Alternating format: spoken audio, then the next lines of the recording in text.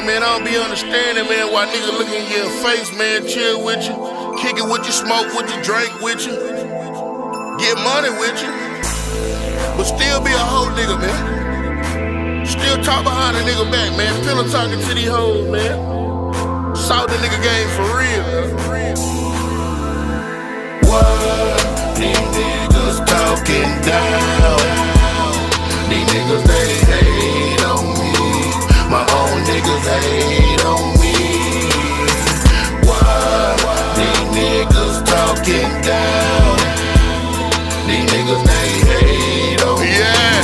My own niggas hate on me. Look all these niggas with that hating shit. I'm by my money, nigga talking ain't gon' pay the rent. I'm in the trap with 2 for 10s and a loaded stick. Look in my eye, dog, I tell you like them been a trip. Yeah, fat boy body moolah, come and see, ho. Fat nigga chasing cash, shaking shady hoes. I ain't with niggas who get money. Who these niggas you with? Just know we all ain't broke, boy, get killed by this shit. A real nigga head to toe, I was born hard. Young nigga from the jungle, I came out with scars. Now I post up with gangsters and tall cars. Oh Lord, tell me why these niggas so fraud. Praying on my downfall, full of bitch ways. Same nigga hit my phone when it's rent late. Same nigga got my banger when them suckers came. Pillow talking, hoe capping, what a damn shame. Dirty Kane, tell me why. These niggas talking down. These niggas, they hate on me. My own niggas hate on me. Why? These niggas talking down. These niggas, they hate on me. My own niggas hate on me. No pill, man, but I've been Xing out a lot of people. I don't trust these hoe ass niggas far as I can see them. I don't put nothing past a bitch like a wide receiver. She acting like she a virgin, I'm acting like I believe her. My nigga told me he was trustworthy, then beat me out my bread soon as I turn my head. What goes around comes around instead. These niggas always bit the hand that fed.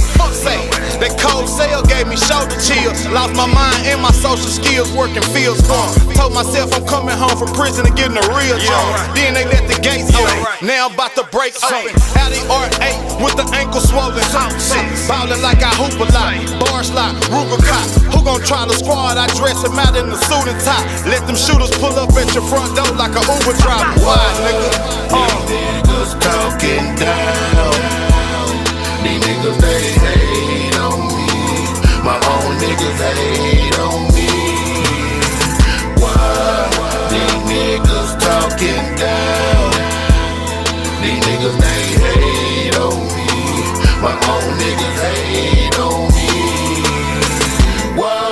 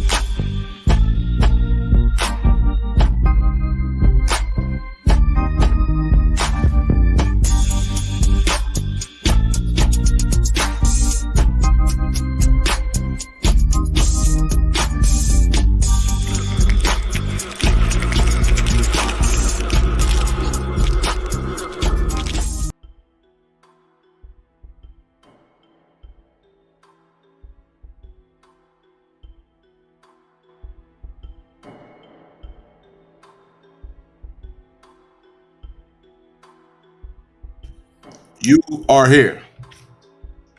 Welcome back to the Trill World Order, episode number 59.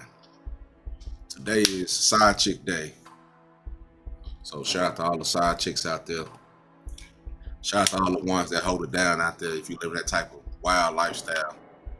I don't recommend it, but to each his own. You know, this world is what this world is. But today, on today's show, we're going to talk about a few topics. You know how it goes. Talk about some of the strange shit. Then we're going to talk about, you know, a few hot topics. We got some new music we got to talk about. You know what I'm saying? That dropped yesterday. And, we got artificial intelligence and traditions. We got ejaculation bills being created and being passed along. We got the origins of Valentine's Day. We're going to get into that towards the end. We also have a weird ban by North Korea. You know, Kim Jong-un is always on some bullshit with the Boosie Faye. He's the only one over on that side of the world with the Boosie Faye. I think he need to pay Boosie. I think he might owe Boosie some restitution or whatever the hell they call that shit. And then, we got also talking about a study about smartphones and them causing hallucinations. So we got a few topics to get right into. I'm not gonna waste a lot of time. It's a beautiful day. Like I said, this is Side Chick Day. So I know a lot of y'all side chicks out there, you know, might be on your way at about 2 or 3. A lot of y'all getting ready, or y'all already was ready last night. You're putting your makeup on, you're getting ready. You patient all week. You didn't say nothing all week. You've been holding it down. You ain't blow up the nigga marriage or nothing. You've been holding it down all week. And today is your day, mama. You know, so I'm not gonna be here for for a long time. But we're gonna have some fun on this episode. Like I said, we're gonna start off. We're gonna get off in the motherfucking, you know, transmitter, whatever the fuck they beam Scotty up in. And we're gonna head to let me cut this down, tab. We're gonna head to China now. Last episode I told you about in Beijing. In about 2 months, they're having the first humanoid and human marathon, half marathon. I think the regular marathon is like, I don't know how many. I ain't never ran a marathon, never gonna run one, but they're running the first humanoid versus human marathon in China. And shout out to Mrs. T. Shout out to Mrs. T. How you doing? You right on time. You right on time to get into some of this weird shit. Right on time. Well, last episode I talked about how over there in Beijing, how they're having the first humanoid and human marathon. So I'm going to pick up where I left off on that note, and we're going to go right back to China, and they're having an artificial intelligence temple fair. Now, we all know about China and their traditions to have, let me cut this a tad bit more. Here we go. I'm trying to hear myself talk. And their traditions to have, dragons and, just the whole tradition of things. Well, they're using robots to gyrate the dragons and shit. You know what I'm saying? And they're putting it on. China is leading the forefront in AI everything. The last 3 or 4 episodes, I told you guys about the AI technology that they got going in toilets to watch you shit, or to just to analyze. You know what I'm saying? To analyze your turds and tell you what the fuck is wrong with you. You know what I'm saying? And they got a whole bunch of other shit that I haven't even scratched the surface on. But the country is celebrating the 8-day Lunar New Year holiday that typically sees people return home to eat, drink, and be merry with your friends. You know what I'm saying? It's time. It's family time. They want to celebrate. I think this is Year of the Snake. Every single year has a theme on that side of the world. So from dragon dances to incense offerings, the festival is also a time to nurture centuries-old traditions. Though in this corner of the capital, they come with the high-tech twist. Now, billed as an AI temple fair, the event in Beijing's well-heeled Haidian district is a chance for local technology firms to display their products to the public. Now, robots can already do a lot of things, you know, like take things off the shelves and make coffee, said Sophia Wu, as she strolled among silicon shop assistants and binary baristas. I watched the video, I want to say last night, going, you know, I always got to do my research when I get my correspondence back from my Trill World Order. You know, I got a whole team, and I send them all over the world, and they come back and they send me back shit, you know what I'm saying? And I seen the shit, they send me links of videos, and I'm looking at this shit like, damn, you know what I'm saying? It's already so advanced to a certain extent over there, and it's so clean too, you know what I'm saying? And it was interesting just how they have them implemented, you know what I'm saying? I think people get the AI fucked off, meaning they gonna take over our shit. No, you know what I'm saying? And it's like, they won't take over your shit if you know what the fuck you doing. Just like, but we all know what's gonna happen.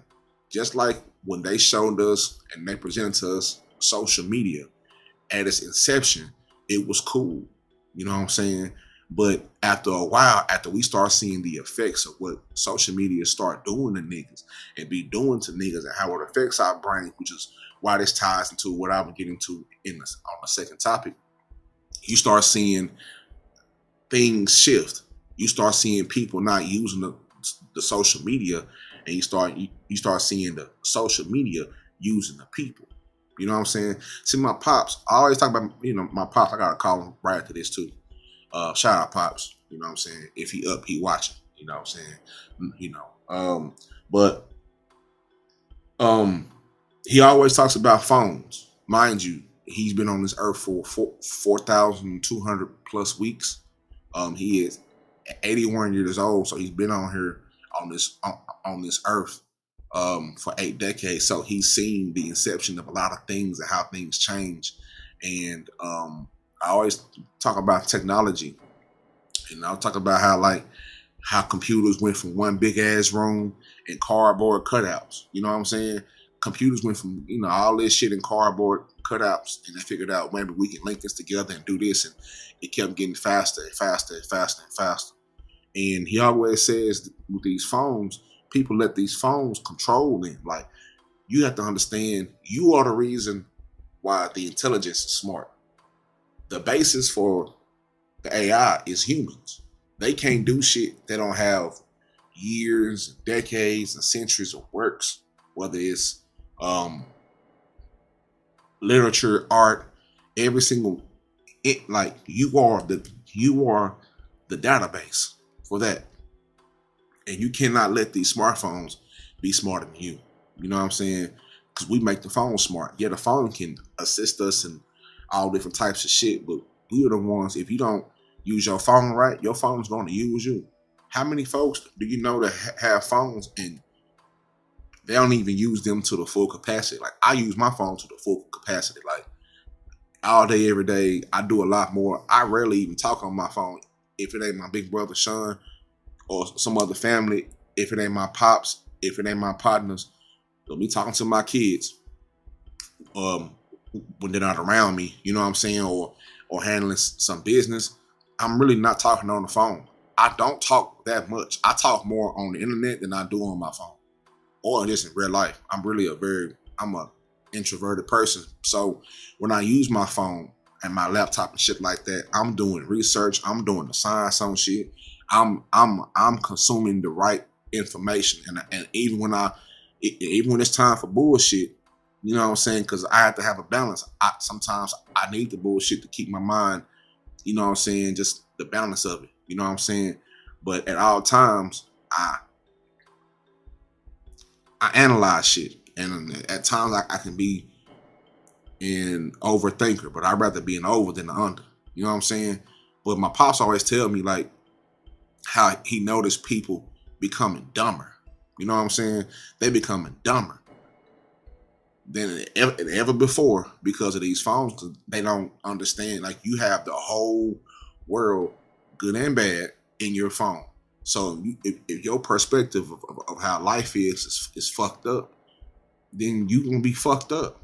Yeah, you gonna lose out to a robot because you don't know what the fuck you doing, or certain shit is inevitable. You know what I'm saying? Certain things, yeah, we're gonna lose out because the robots don't get tired. The robots it's a robot. You know what I'm saying?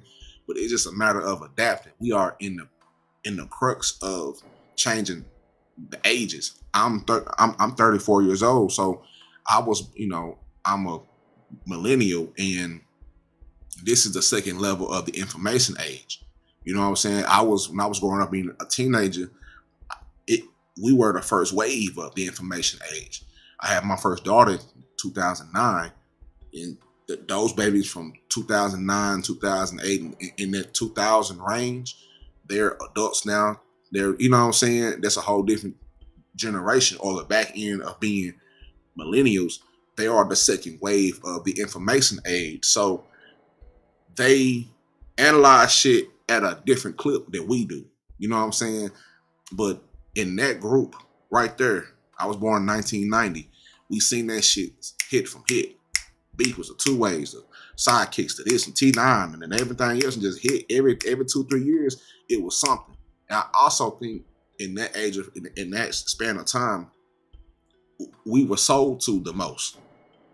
Everything that we are right now, because at some point they learn, you know what? If we can get these niggas while they're young, we'll have fans forever. We'll have consumers forever. So my pops, we always had these talks, and I'm gonna get back on the topic in a minute. I know I'm off on a tangent, but that's what we're here for. It's Trill, well order. I don't give a fuck what's going on. We here while we're here. And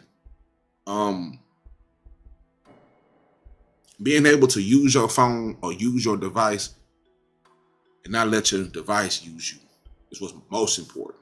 So when I watch how they use the AI over there in China, the user interfaces, the cameras and things like that, it's interesting. You know what I'm saying? Like, a lot of times America is the last to get shit. You know what I'm saying? So I always try to keep an eye abroad to know what's going to happen over here, or what can happen, or what, you know what I'm saying? And, it's interesting, but they got that shit clicking and cracking over there. Now, what she also said was, I love to have a robot, and then it could do all my chores for me, and that it would free up a lot of my time. And she's a 48-year-old housewife and retired engineer. And those are going to be more important as well, especially us being black people.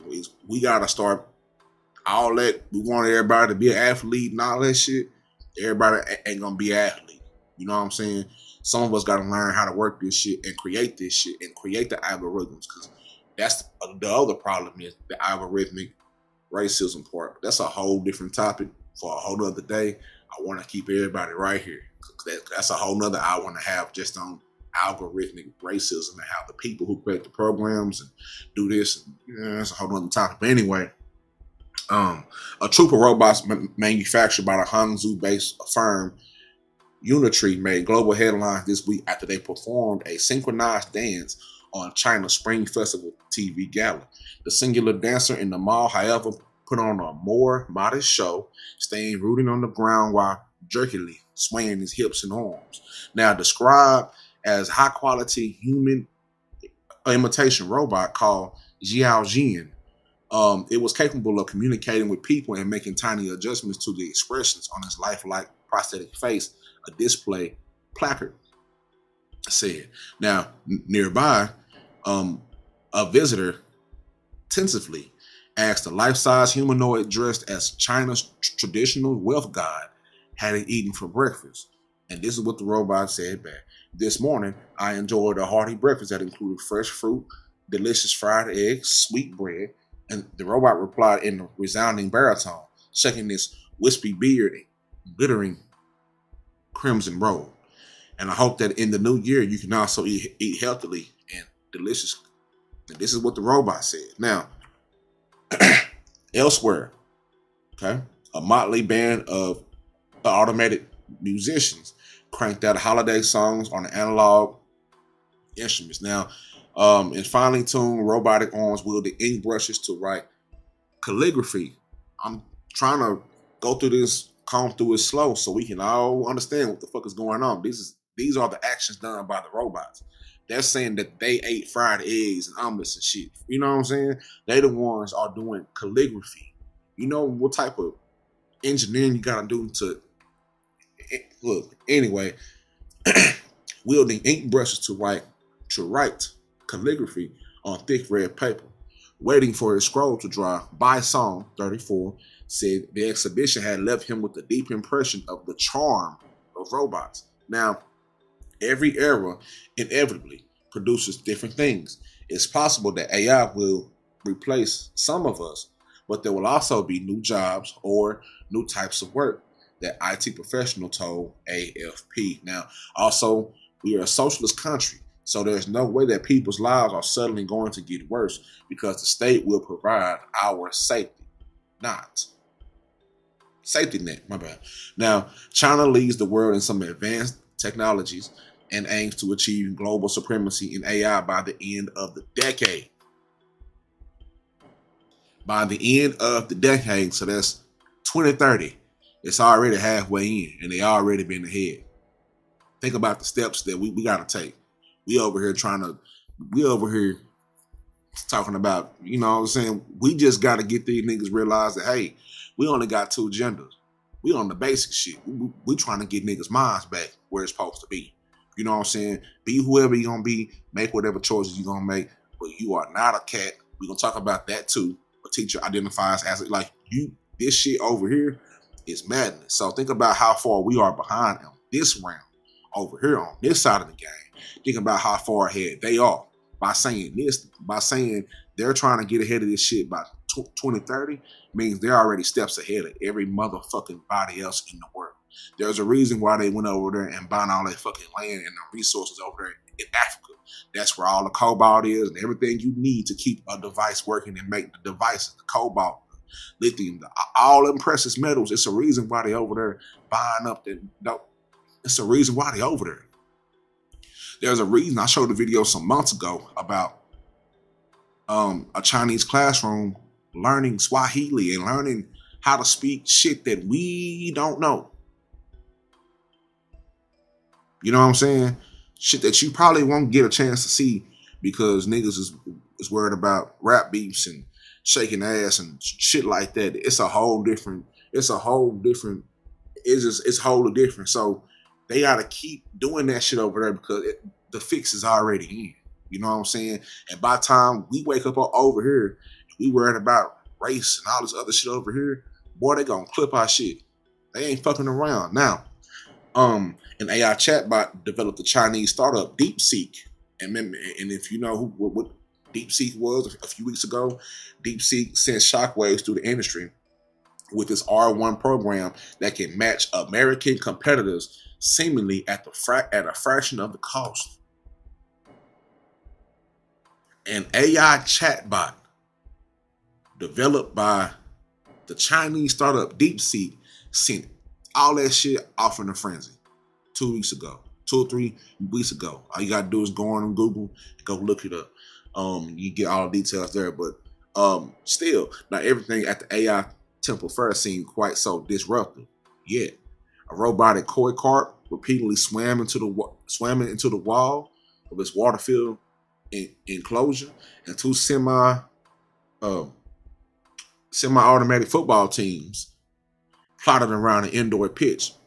By football over there on that side, that means soccer, but colliding with each other and scuffing their kicks. Now, that's all I got out of this. From this is from The Standard. You can look that up, do the science. You know what I'm saying? But you got to know that all this shit is not by mistake. You know what I'm saying? There's a reason why all this shit has to happen. Like I tell you all the time, there's a reason why they over there in Africa getting busy.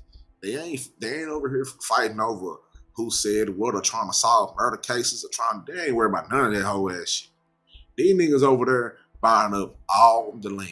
all the materials, the land where the resources rich. You already know if you want anything on this earth, if you want to create anything on this earth, you know where they gotta go. They gotta go to Africa.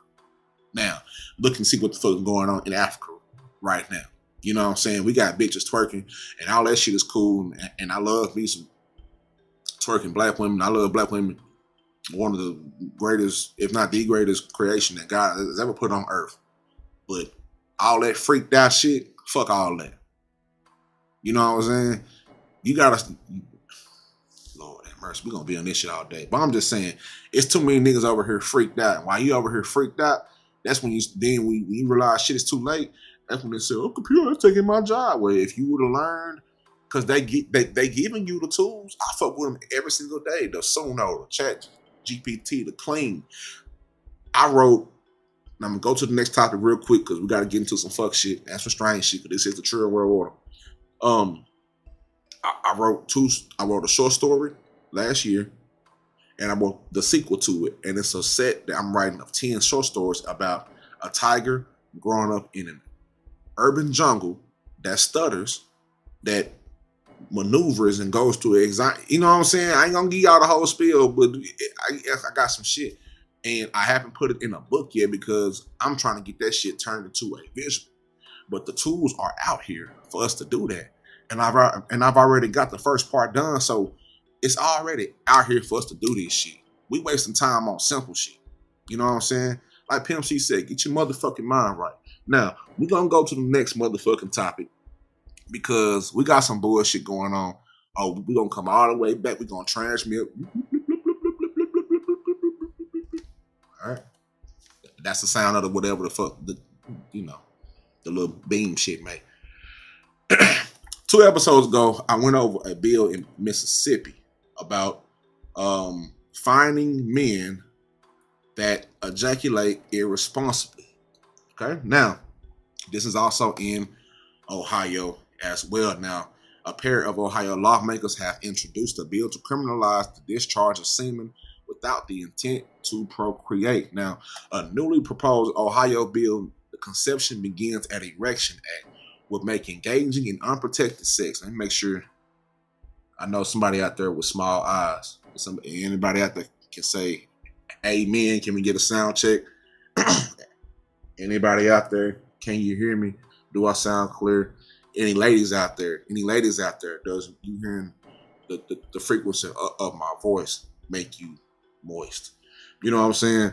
Let me know. Anyway, State Rep Anita Samani, Dublin, Ohio.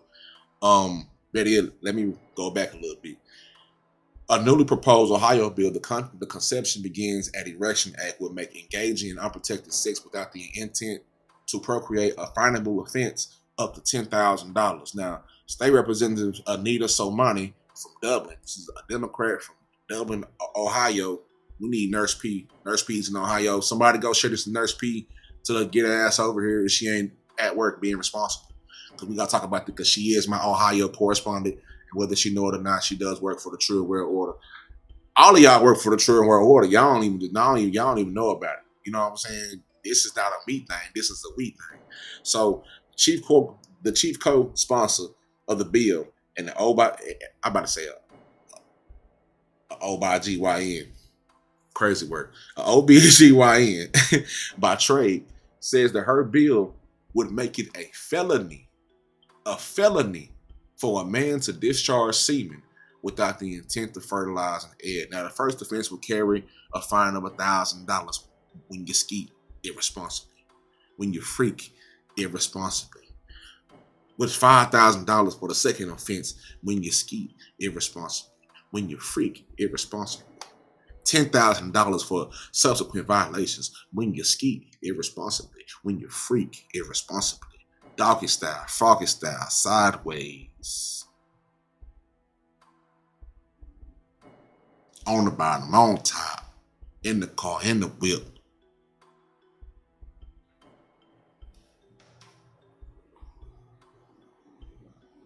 With a dip, with a chip. I'm trying to rhyme some shit.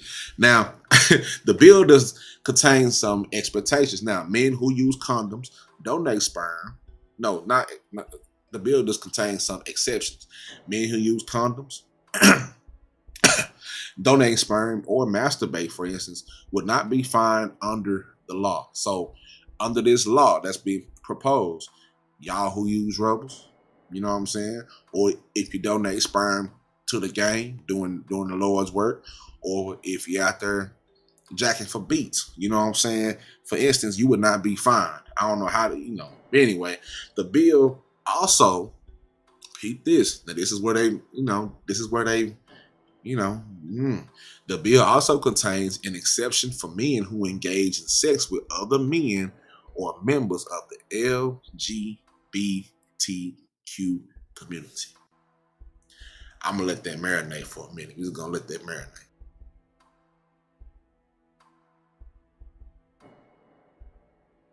All right, that's enough marination. Pause. Now, the bill also contains an exception for men who engage in sex with other men or members of the LGBTQ community. I'm gonna read that one more time. After everything we just read about the finable offenses, the 1,000, 5,000, 10,000 for freaking irresponsibly, skeeting irresponsibly, there will be exceptions. Masturbation. Tell you how freaked out this word. I'm just talking about how freaked out this shit is. Masturbation, sperm donation, and what was the other one? Men who use rubbers. But there will be an exception for men who engage in sex with other men or members of the LGBs and the Ts. Now, so Money and the co-sponsor, Representative Tristan Rader of Lakewood, Ohio, also a Democrat, say that they have introduced a bill to expose the hypocrisy of anti-abortion activists and what they call the absurdity of passing laws to restrict women from having abortions while placing no restrictions on men's bodies or sexual conduct. This bill highlights the vast inequalities in how we talk about men's bodies versus how we talk about women's bodies. Now, Rader also said in a statement, if you find this language to be absurd, then maybe you should find any bill attempting to restrict reproductive freedoms absurd as well. And you kind of see what they're trying to do here. You know what I'm saying? I think this is kind of a troll because they know this shit will not happen. They already know people gonna get out here and freak irresponsibly and skeet irresponsibly. But this might be somewhat of a troll bill.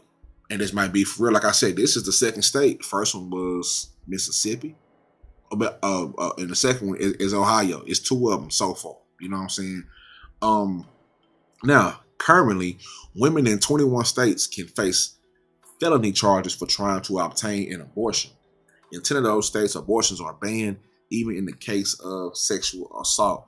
Now, Ohio voters enshrined the right to an abortion in the state constitution last year, with 57% of Ohioans voting to approve the ballot measure, which prohibits the government from interfering with or penalizing a person's reproductive choices. However, anti-abortion activists are already seeking to overturn the ballot measure by introducing legislation to criminalize abortion. There's a lot more right here, but like I said, this was a very interesting article right here because I found it to be somewhat of of a troll to a sense. Even that middle part of it where there's a guy, and I got a video of that shit. I think I got a video where this guy was saying Tristan Rader. I think we got videos of Tristan Rader and old girl that they have. They introduced the bill to expose the hypocrisy of, you know what I'm saying, of anti-abortion and activism, all this shit right here. You know what I'm saying? But for even to other states to do the same thing, it seems like they're trying to force a hand a little bit. You know what I'm saying? Now we all know what the common sense. Common sense is free, like the samples at Sam's Club and Costco. You know what I'm saying? All you gotta do is walk down there. They gonna hang you a little cracker with the sausage on it. You know what I'm saying? You just gotta go over there and get it. Get in your car and go get them samples. Walk around twice. Get full. Get your beverage and get up out of there. You know what I'm saying? We know this shit won't never come true. At the back of my mind, that 1% in my mind, just how my mind works and my mind is wired. It's like, but how many other things that we thought about that was like kind of, that shit never gonna happen. And it came true. In the future, that's why I need you guys to get to the Patreon in the future, because it's conversations that we can't have on here, right? There's a deep conversation that I'm willing to have. I'm on a slight tangent since we are on abortions about the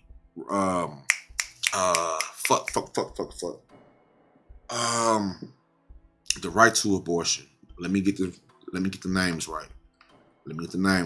You know what I'm saying? That's what we do. We are going to uphold a positive platform on this side of the game. No wham whams and zoos over here, over yonder. You understand me? The aftermath of Roe versus Wade. If you don't know, Roe versus Wade was in Dallas, Texas. A lot of folks don't know that. This is very much a Dallas, Texas thing. I think the baby from Roe versus Wade lives in Arizona. I'm doing my research right now. I don't want to give y'all all the scoop. I know them niggas. I never tell y'all that before. Them niggas don't read. Them niggas don't read over there. They just go. They just, you know what I'm saying? But Roe versus Wade is a Dallas. It's a Dallas County case. And I always wondered, well, how does the baby from that case, you know what I'm saying? How does, you know? And I'm doing the science over here. So that's another, you know, that's why the Patreon is so important. I'm going to drop the Patreon link in a minute. You know what I'm saying? 'Cause all the real shit is going to be behind the paywall. And the paywall won't be YouTube. YouTube be on some bullshit and they will still censor you with this bullshit. Now, I don't know if y'all ever been around me a whole lot. I do not like to be censored. I don't like none of that shit. I don't fuck with none of this shit. I want to say what the fuck I want to say. I'm a Gemini. I'm going to get my shit off regardless. I don't give a fuck. I don't care. You know what I'm saying? I do feel like God put me on here with a beautiful purpose in mind. You know what I'm saying? And he also put like-minded people around me. And by doing what I do, I'm going to attract like-minded people around me. And we're going to do what we got to do what we got to do. You understand that? So, like I said, make sure you keep that in mind. But anyway, let's go to the video. Let's swap this out real quick. We're going to go to the video. Go to the video. That's the wrong button. Replace the screen share. Where is this video at? Cause I have to go to the research. Never heard of this site before. This is called Scary Mommy. This is definitely out of the normal wheelhouse, but you know. We just got to do it. We just got to do it now. We just got to do it. Sponsored by Democratic State Representatives Anita Somani, an OBGYN from Dublin, and Tristan Rader of Lake. So these are the two people I was just talking about. Tristan Rader, you see him, generic white guy look, you know what I'm saying? And you see Somani, she looks, you know, she could be some... The whole entire point of this bill is to call out the hypocrisy of particularly the state legislature when they bring forward bills to regulate women's bodies. Now, there are exceptions to... Now, you can already tell from how he, you know what I'm saying, his mannerism that he ain't mannerism. You know what I'm talking about? You can already tell from his mannerism that he ain't mannerism. You know what I'm saying? So, like I said, man, don't just listen to what people tell you. Actually, watch these niggas. If you just sit back and watch these niggas and just watch them, sometimes, and I have to do this shit. Sometimes I have to cut my brain off and just to watch. Everything ain't meant to be analyzed. Everything ain't meant to be whatever. Sometimes there's times to do the science, and there's times to just watch. We gonna watch the mannerism because he ain't mannerism. Sponsored by Democratic State Representatives Anita Somani, an OBGYN from Dublin, and Tristan Rader of Lakewood. The whole entire point of this bill is to call out the hypocrisy of particularly the state legislature when they bring forward bills to regulate women's bodies. Now, there are exceptions to the proposed law, which include sperm donation, contraception, and members of the LGBTQ community. Men face... Freaked out. Everybody freaked out. Everybody freaked out. Everybody worrying about getting some booty, man. Everybody worried about getting some highs, some yah. Everybody worry about slapping skins. You know what I'm talking about?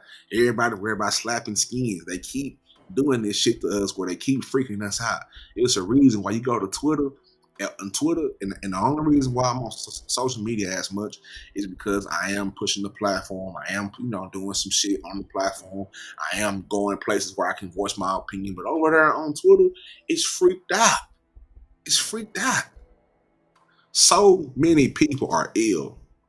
And I'm gonna get back, to the video. Matter of fact, let me continue to play the video before I get on my little rants. You know how them rants go. We'll be here all motherfucking day. It's a maximum $10,000 fine after the third offense if they have sex with a woman without the intention of conceiving a child. Men have the same rights no matter where they go in the country. Women have rights based on where they live. It just misses the most basic biological facts and leans in towards. Peep his mannerisms, which I think he is his mannerisms. Just middle school humor. Austin Beigel with End Abortion Ohio calls the proposal disrespectful. Look at this nigga. You can already tell he off his rocker. Look at this nigga hair.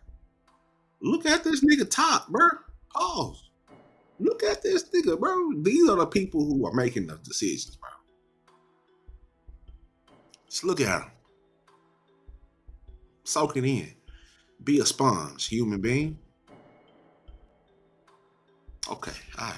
Respectful to the pro-life community and a waste of state resources. They have to review it when they file it. They're going to have to stick a legal team on it, wasting time on that and delaying other bills that are delaying other bills. Now, I don't know what's going on in Ohio. I ain't never lived in Ohio before. I've only lived in 2 states, and that's Texas and Oklahoma. But just imagine the other bills that's getting pushed back, and they have to, we waste so much money on bullshit. You know what I'm saying? All they trying to do is get a point across. That's all they trying to do is get a point across. That's it. Millions of dollars. The legal team got to go and actually look at this, bro. that are trying to be reviewed as well. ABC6 asking viewers about the proposal in an online poll. 26% said it's a good idea. 74% telling us it's a waste of time. Now, what worries me is this 26% of people.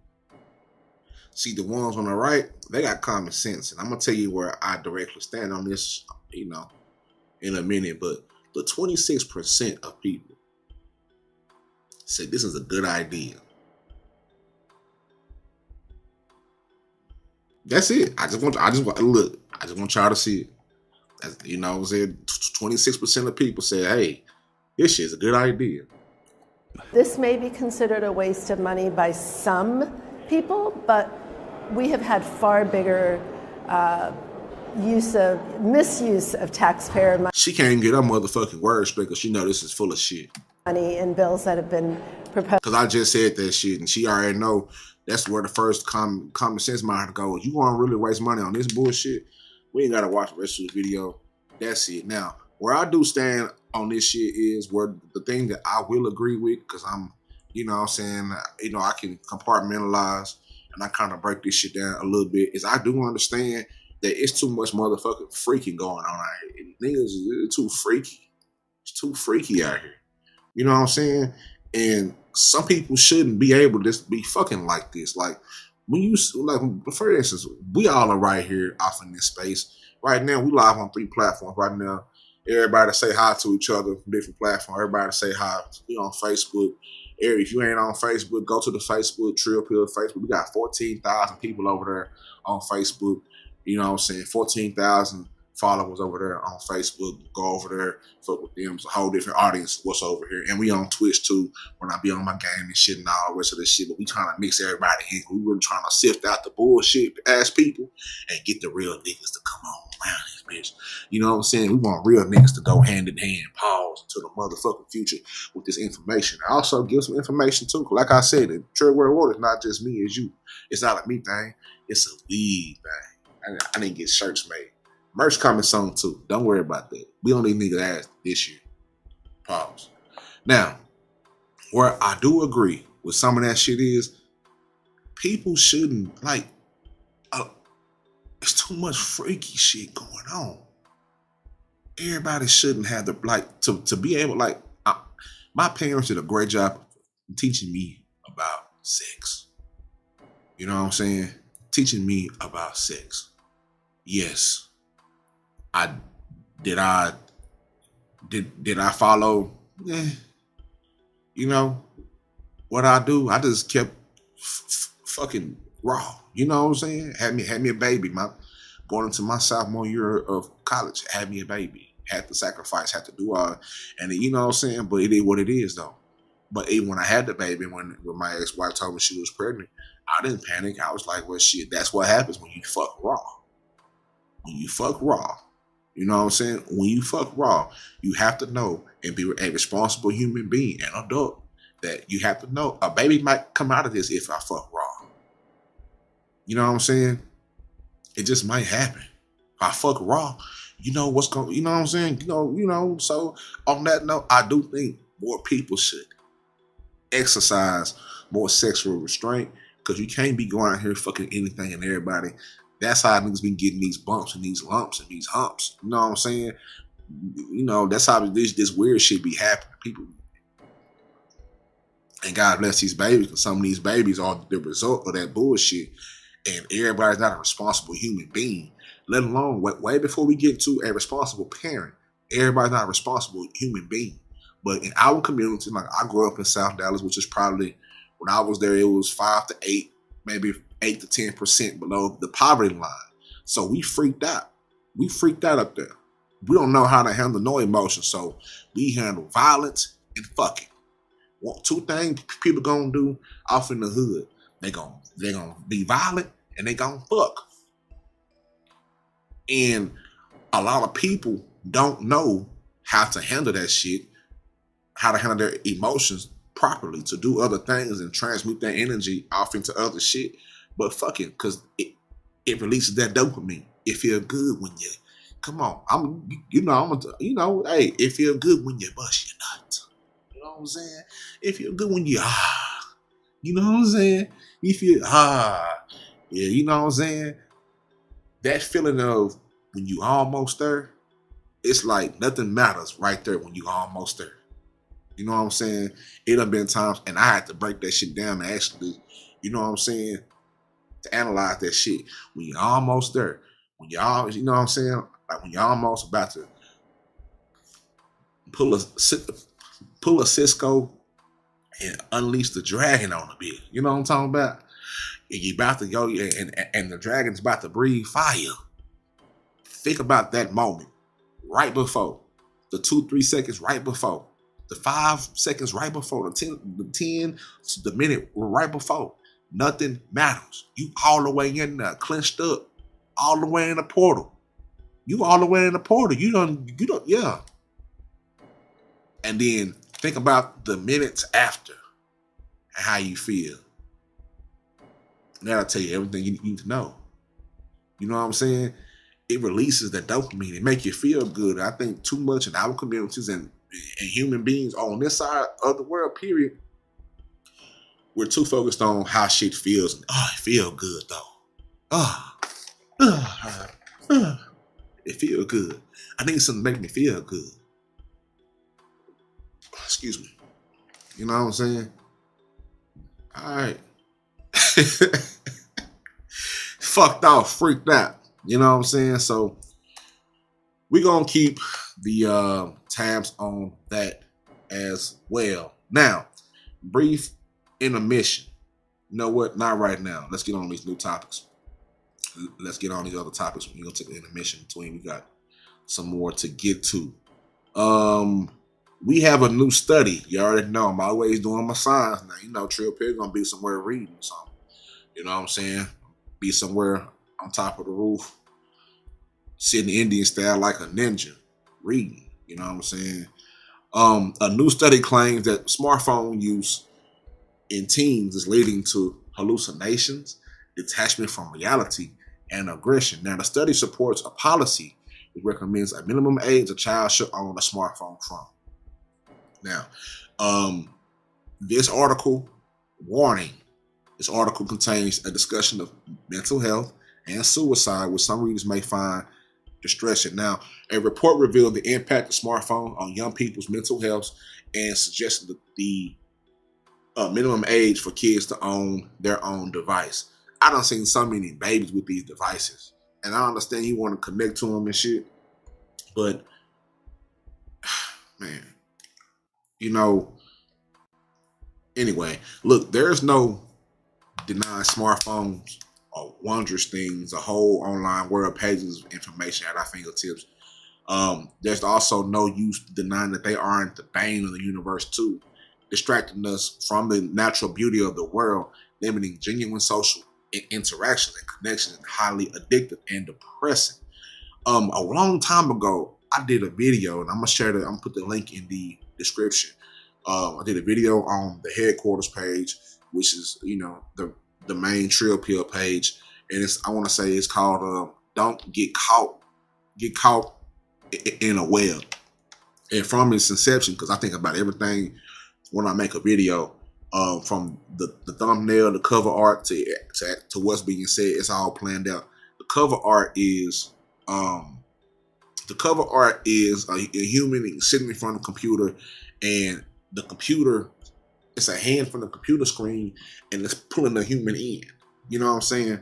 And like I always say, I've never seen too many people that don't end up getting free from the worldwide web. They get stuck in the web. You know? Makes sense. Now, a report shared by Sapien Labs draws on the U.S. Center of Disease Control and Prevention, documenting the growing rates of both sadness and suicide from 10 to 18-year-olds since 2010, particularly in girls, alongside the rising rates of violence and fear for physical safety, along India's National Mental Health Survey from the National Institute of Mental Health and Neurosciences, now documenting an increase in suicide rates among young people. The report also examined the mind health and the well-being of 10,475 internet-enabled adolescents aged between 13 and 17 across the United States and India between August and November 2024. The study also used the Youth Mental Health Questionnaire and synonymous mental health assessment, which captures 47 aspects of mind health together with a wide variety of life contexts and life experience factors. And the study had a particular focus on analyzing rising feelings of aggression, anger, and irritability alongside hallucinations. Now, there's a video that I shared on my Instagram. It's buried somewhere over there now. It's a video of a little black girl and her mama in the AT&T store, and her mama said, "Look here, you little hussy." She didn't say hussy, you little heathen. She didn't say heathen either, but I'm cutting the phone off, and the little girl flipped the fuck out. She flipped the fuck out. She flipped the fuck out. We done seen some of these kids in school actually squabble up with the security guards and the teachers, knock teachers out, fight with teachers, everybody in there squabbling because of these phones. Hey, put your motherfucking phone up. And the kids being defiant. Bro, that shit, you can't tell me, man, even with these grown ass people, we gonna, because just cause you are, I'm gonna tell you this too. Me and my pops had a conversation with this too. Your chronological age, meaning the age that you've been on earth, don't mean shit if your emotional age is still an adolescent. Majority of the people you come in contact with, their emotional ages are still children. Think about what you see on this YouTube shit. Think about this YouTube shit. This is why people ask me, what you still, fuck the content. The content is gonna be the content, and I'm gonna create content until I motherfucking die. But I'm a scientist with this shit. I'm clever with this shit. Once I got out of whatever fog of war, whatever fog I was in when I first came on here, I sat back and I realized all this shit is just a microcosm of what goes on in the world, the whole wide world. So when I watch this shit, sometimes, yeah, we entertaining. I'm, lighting up my day because I'm a black man in America. Shit gets serious. When I leave out this door, I might not come back. Just on some real shit. So yeah, I need some, I need to watch some bullshit just to, not all day, but some part of the day. Balance. But when I watch this shit, I don't watch this to be watching it. Sometimes I watch this shit to analyze human beings and people, the environments that they're from. I'm watching the chat. Y'all ever watch it? I'm telling y'all, this is the challenge. Watch one of these YouTube videos with hundreds of people. Allegedly, that's, the chat say it's 1,000 people, 900 people. Mind you, it only be about 100 niggas who really be in there talking back and forth with each other, and probably 200, 300 more to be watching. The rest of them might be the package. But just watch the chat. Cut the sound off. Cut the sound off and watch the chat move. For some of y'all, that might seem stupid, but trust me. Cut the chat off. Just not pause the video, but just mute the video and just watch the chat. Just watch it. You know what I'm saying? It's so much information there about people. You know what I'm saying? It's so layered. These videos are so layered because majority of the time, the niggas up on them, they don't be talking about shit. Majority of the time, a lot of niggas be call themselves content creators. Don't be creating no fucking content. These niggas on one big group call, and we all in on the group call. You know what I'm saying? They don't really be saying shit. They don't be doing shit. You don't be learning shit. It be wasted time that you can't get back. That's why you can't be on that shit for too long, because you're going to feel like a fucking loser if you stay on that shit. Fuck them numbers. You know what I'm saying? If they don't mean shit, everybody's there and you have the opportunity to say something and you say nothing. That's what everybody's off in the mix with this Kendrick and Drake shit, even with the halftime show and all that. You got the opportunity to say something and y'all didn't want to shake y'all ass. But you got the opportunity and you got, you know what I'm saying? It's what it is, but our children and us, everybody here is a part of that shit. It's an ecosystem. And when it comes to these phones and these devices and how they fuck our mind up, it's so layered. And if you don't slow that shit down, you gon' get caught in the fucking web. Now, while not in the list of the top 12 most prevalent problems, feelings of aggression towards others, hallucinations and anger, and irritability were most increased in 13-year-olds compared to 17-year-olds. The report found among 47 aspects of mind health, feelings of aggression, anger, hallucinations are rising most sharply with each younger age and are associated with the progressively younger age, which children are acquiring smartphones. If you go to these schools, they got smartphones. My youngest two, they share a smartphone. They're in the same school for right now. They share a smartphone. I be seeing kids in school, they be so gone. They just be, you know what I'm saying? And they wonder why we getting our ass kicked in reading, writing, and arithmetic, as my old head say. The old head said of reading, writing, and then arithmetic. We getting our ass kicked in that reading, writing, and arithmetic. These kids can't read, they can't tell time, they don't teach them cursive, they don't do a lot of shit that we was taught on. You know what I'm saying? We be having to teach them how to write cursive. We got to teach them what the real history is. We got to teach them eventually, once they get out of school, that you got to unlearn half of that shit and relearn some more shit, the real shit. We got to do that. You know what I'm saying? But they're emotional, fucked off. Not to mention the whole year, the whole period of time where they had nobody to talk to, where the only thing they could do was get on the fucking phone. That COVID year set a lot of these kids back emotionally. And you see it with some of these young niggas. They don't know the Gilly and Club Shay Shay, Shannon Sharp. He was talking about the last interview he had before King Von passed, and Gilly was saying the thing that he said, and it brought Gilly to tears because he just lost his son to some dumb shit. You know what I'm saying? To a fuck nigga. But shit, the universe handled up on that too. You know what I'm saying? But Gil said that King Von was talking about, and I watched an interview too, and I watched it back. He said that King Von was saying man, if we don't even know why we out here beefing, we don't know how to communicate to each other. We kind of fucked off. And if we really had a chance to sit down and talk to each other, we'll be like, man, we don't even know why we beefing. A lot of us grew up as kids and we grew up together and all that shit. You know what I'm saying? But that's that mind fuck though. That's that mind fuck. That's that mind fuck. They put all this shit off in the twirl, off in the twist. You know what I'm saying? Now, what it means for the future is that it's going to be a challenge to limit screen time, the inappropriate content online, as they do got the access to all the freak shit. All the freak shit. You know what I'm saying? They don't censor none of that shit. When they open up the World Wide Web, they didn't censor none of that shit. Just because the app gonna ask your kid, hey, are you 18? How many teens and how many kids do you think are going to be honest? Ask yourself, when we was young, were we honest? And how many things that we didn't have no business getting into that we got into? A whole motherfucking lot. We didn't have no business.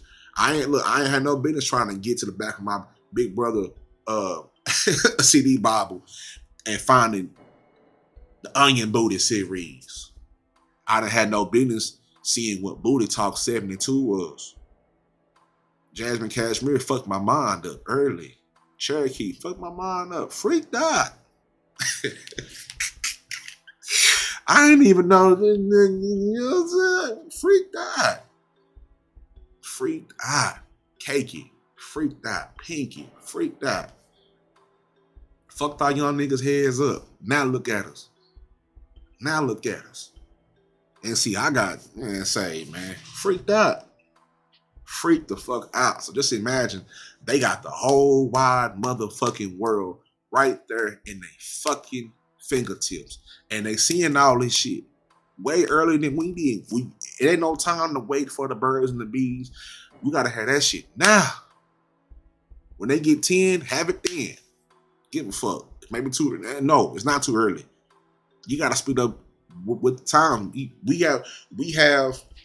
I'm gonna get into brief intermission, ads and all this shit, but we have the opportunity, and we gotta bring some of that old school shit and update it, just like your phone update, your computer update, your TV update. Sometimes if you gotta, one of the newer cars, your car gotta update.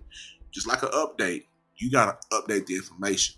You gotta meet these kids where they at. So you gotta watch where they at too, because all these different corners and lanes of the internet, the sick niggas are using different vehicles of the internet to prey on our children. The Robloxes, this and that. Mind you, I'm a gamer, so I be in the mix of all this shit, and I keep note of all this shit because my children are gamers too. You know what I'm saying?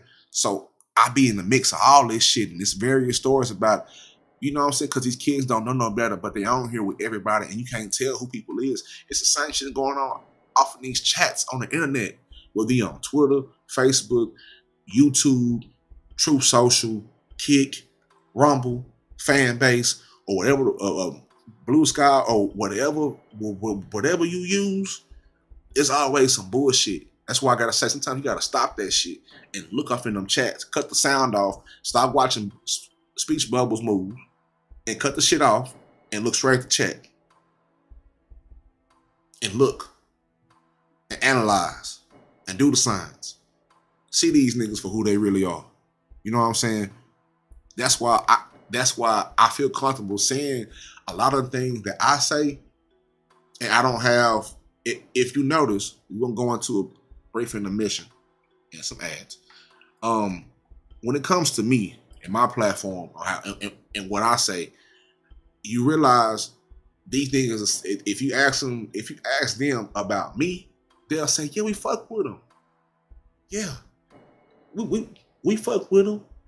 But ask yourself this: do you really see them fucking with me though? Now, actually said the other question attached to that.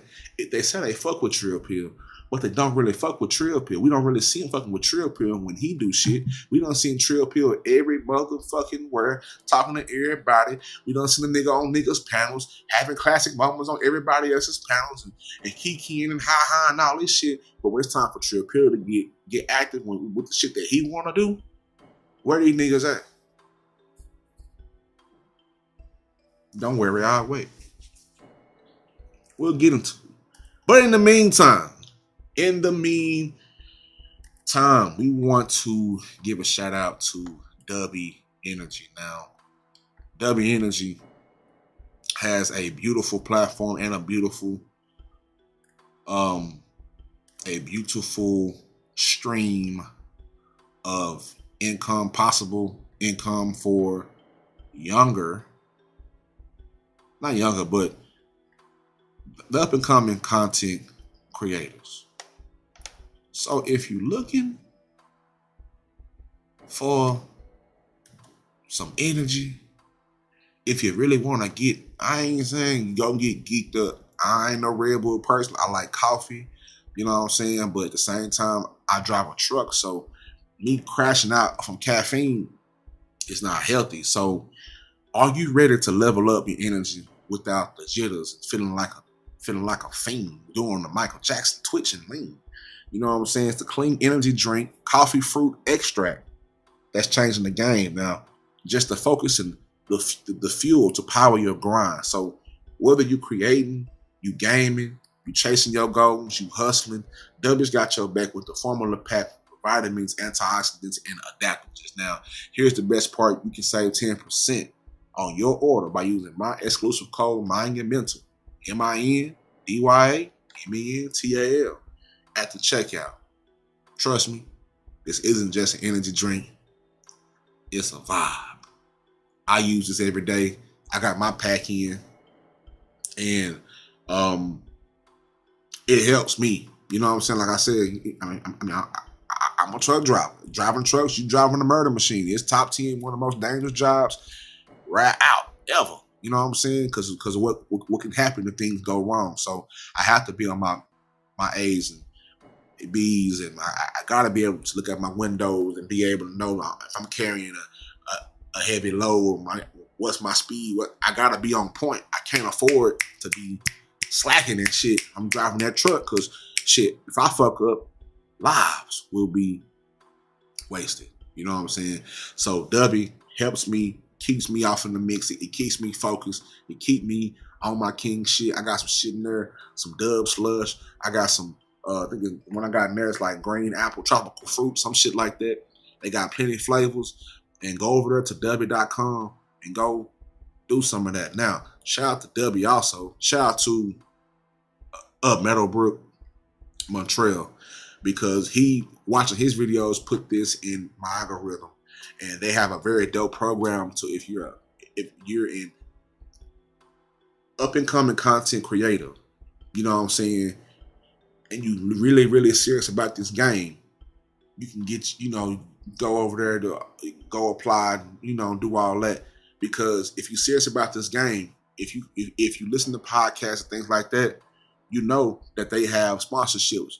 Like Joe, if you listen to Joe Budden, they got Prize Picks. You know what I'm saying? Shit like that. So you got to understand how this shit works. So that now also, do they give you an opportunity to get paid? They also give you an opportunity to understand how the sponsorships work as a content creator, and that's dope. So shout out to W, you know what I'm saying, and things like that. Go get your pack in. Tell them I sent you. Use my code MINDYOURMENTAL at the checkout. Now we're going to get into some strange shit. We're going to get into some weird shit. Now, okay. There's a high school teacher that identifies as a cat. He's licking himself. Pause. Purring and shit. Freaked out ass nigga. Now, high school teacher reportedly identifies as a cat, licks his hand, and hisses at students. Now, parents have expressed their concern at Queensland High School. At a Queensland High School, there's a teacher who has reportedly been referring to themselves as a cat, allegedly hissing at students, licking the back of their fucking hands during class. Now, this teacher, who works at Marsden State High School in Logan City, south of Brisbane, has reportedly asked students to call her Miss Purr. Multiple parents have claimed on social media. Now, photos and short videos first published by the Courier Mail show the teacher wearing a cat ear headband and a lanyard with the word purr on it while in front of a classroom. She forces the children to call her Miss Purr. And cat screeches and growls when they don't listen. One relative alleged in the comments on Facebook, here's the freaked out nigga right here. Freaked out. I just told y'all how it's freaked out. This world is freaked out. This shit cooked. This shit over. This shit is over, man. This shit is over with. This shit is done, dog. Oh my God, where that shit go? Go back. I ain't done with this shit. Yeah, this shit over with. This is the guy. Now they blurred out his face because you already know. You know what I'm saying? That's why I say you got to go up. You can go up in these schools. Go see who's giving the instruction to your kids. I was shocked when I went to the parent. When I be going to the parent teacher conference, I talk to my kids' teachers all the time through the little teacher student apps called Talking Points. You know what I'm saying? You know, and even when I was in the schools working, it used to be the Class Dojo. You know what I'm saying? Y'all know about Class Dojo and Talking Points and all the other teacher to parent to student apps and shit like that. So find out who doing this shit, man. You gotta go and look him in the eyes.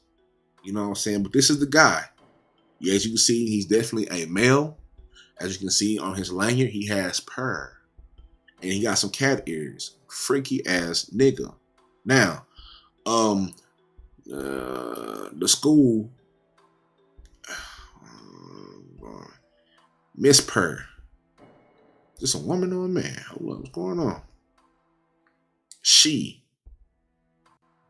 They didn't tell us the name. I don't know whether she's identified. Well, I don't know whether they're saying her as if she a woman or she's a man identifying. But anyway, that's we ain't trying to peel up. We ain't doing that onion. We ain't about to pull that layers out. Yeah, we're not doing that identification.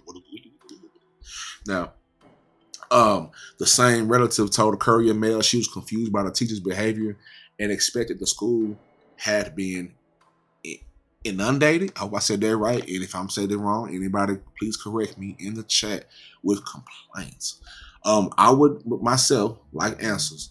It could all be innocent, as I know a lot of kids can be overly dramatic, she said. Bitch ass nigga. You know what I'm saying? It ain't much from that, but say, man, we gotta be more assertive off in these schools. We gotta see what the fuck is going on off in these schools, because it is nasty work. It's nasty work, dog. It's nasty work. I don't have no long thought out speech rants on that shit. We just know it's nasty work. We got the hour 15-minute mark. Go to the bathroom if you need to. We got 4 more topics and get into the origins. And I'm gonna drop the link off in the chat if anybody wants to come up and fellowship with your boy. You know what I'm talking about. Also, we're gonna stay over there. You know, y'all already know about the guy over there in North Korea with the Boosie fade, Kim Jong-un. Now, Kim Jong-un is at the right link, but Kim Jong-un, as you can see, he has banned divorce and hot dogs. So let's go over here with this shit. Here we go. Here's the article. There's always something with this nigga. Now, he bans divorce and hot dogs. Now, the North Korean government is notorious for restricting the lives of its subjects, but not everything is banned in the country. For instance, divorce and hot dogs were legal in North Korea. But now, In his latest crackdown of insidious Western influence, Kim Jong-un has set his sights on two wildly different things. As a New Year's gift to his people, the dictator told them that eating hot dogs was now considered an act of treason if you eat you a glizzy.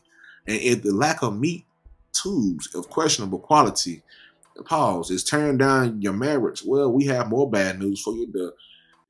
He also put his foot down on divorce, dictating that such a thing is absolutely not allowed. Now, after all, North Korea is a happy country, right? And they get into it in this article. But let's start, stranger ban of hot dogs.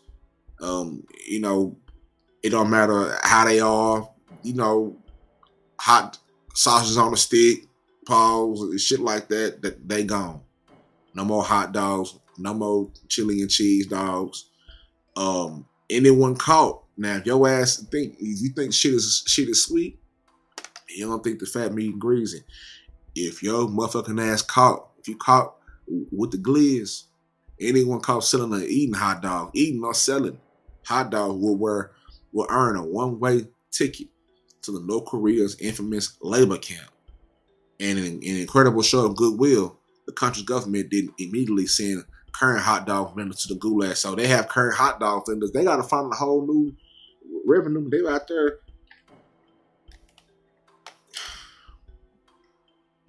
Now, it don't matter whether it's in a bun or whether it's on a stick. Now, even using them as an ingredient is now forbidden. Now, the North Korean government has targeted a dish called budae jiae. It's budae, BUDAE JJIGAE. I'm gonna assume my real nigga brain gonna assume one of them letters in the JJ, probably the J, the first J or the second J is silent. Jiae. We'll figure out how to, whatever. Now, also known as the army-based stew, this dish was born in the 1950s in South Korea. The hungry locals put the noodles, spam, hot dogs. You know how it go when come on, man. You know how that is go. You know how it go when you was growing up in your neighborhood. You chop the hot dogs up, throw them in the ramen noodles. That shit came from over there. It's part of the army-based stew, noodles, spam, hot dogs, kimchi, chilies in a pot, and create a spicy soup. Now, it's a popular dish over there in South Korea and in the ghettos across America. They might have stole that shit from us. Now that I think about it, it might have been some, it might have been some niggas over there out from Korea doing that shit, and they might say they had been it. They might have been some niggas over there and been in it because I know I learned that shit. I said my partner chop up the Earl Campbells. Shout out to everybody. We still eat Earl Campbell, yes sir. Chop the Earl Campbells up. Throw them in the noodles. Yeah, good ghetto cuisine. 5-star, Michelin star, ghetto cuisine. Chop up the motherfucking, you know what I'm saying? And if you really getting jiggy with the shit, chop them bitches up diagonally. Ooh, chop. Yeah. Fry them up a little bit. Throw them in the noodles. Put your cheese, hot sauce. Yeah, I think niggas did that. They trying to take credit for it. The Northerners caught on to the shit and started whipping that shit up themselves. Kim Jong-un said, fuck out of here with that shit. All that shit is stopped. Crack down, hot dog vendors and hot dogs out of here, out of control. All that shit is shut the fuck down. You understand me? All that shit is shut the fuck down. Where do we go? Now, we're going to stay on the strange tip of shit. You know what I'm saying? We're going to stay on the strange shit. This is the Trill World Order, where the weird meets the weirder. So, another weird-ass story I caught on to was unusual couples as I go into the Valentine's Day origin shit. You know what I'm saying? If some of you don't know about the origins of Valentine's Day, we will get into it. I will drop the link if anybody wants to chop it over with me about that. But a cat and a sheep won couple of the year at a Ukraine zoo.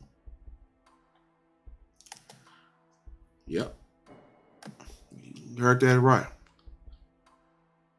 Now, the Odessa Zoo in Ukraine announced its unusual duo won its annual Couple of the Year award contest, a cat and a sheep. Now, the zoo said on social media that Mazanik the cat and Bagel the lamb were chosen as this year's Couple of the Year, beating several same species pairs, including lemurs, tigers, and porcupines. Now, the finalists were revealed in a YouTube video earlier this week, and the winning pair were unveiled Thursday on Facebook. Mazazik, whose name translates to massage therapist, freaked out, can often be seen perched on Bagel's back. The duo will officially be presented Couple of the Year title at the public ceremony on Valentine's Day. The Couple of the Year is an annual tradition at the zoo. Last year's winners were a pair of sheep, but this year's winners, we're going to take a look inside. You're not going to get this shit anywhere motherfucking else. That's why I say I'm one of the coldest niggas that done this shit. We got to go to Ukraine and go to the motherfucking zoo. Because they got some real shit going on over there. And I'm a zoo going there. Hold on. We're going to cut that out. Cut that out. Copyright. You know what I'm saying? So, as you can see, they going through all the couples. Hold up. Let's go back. Now, this is, who is these niggas on here? You know, this is the sheep and the cat that eventually won. They also have a pair of parrots. Okay. A parakeets, or whatever the fuck that is. Toucan Sams. A pair of snakes. We got some, what the fuck going on right there? Whoa, ain't tripping. And some peacocks. You know what I'm saying? And some lemurs. Those are lemurs. Shout out to lemurs. Man, we grew up watching Zabuma food and shit. I want a little Zabuma food. You know what I'm saying? We want a Zabuma food around this bitch. You feel me? We're gonna go to the chat real quick. What's up, Love is Blue? What's going on? Hot dogs under a microscope. My bad. I'm putting them to the chat. Yeah, but once you boil them shits, man, that shit go away. You know. Yeah, they was getting it cracking over there. Yeah, that's why we have to hurry up and get past that because yeah, we gotta hurry up and get past that. Like I said, it's Trill World Order. It ain't no use to you know. Wow, that was unexpected though. You know what I'm saying? We are also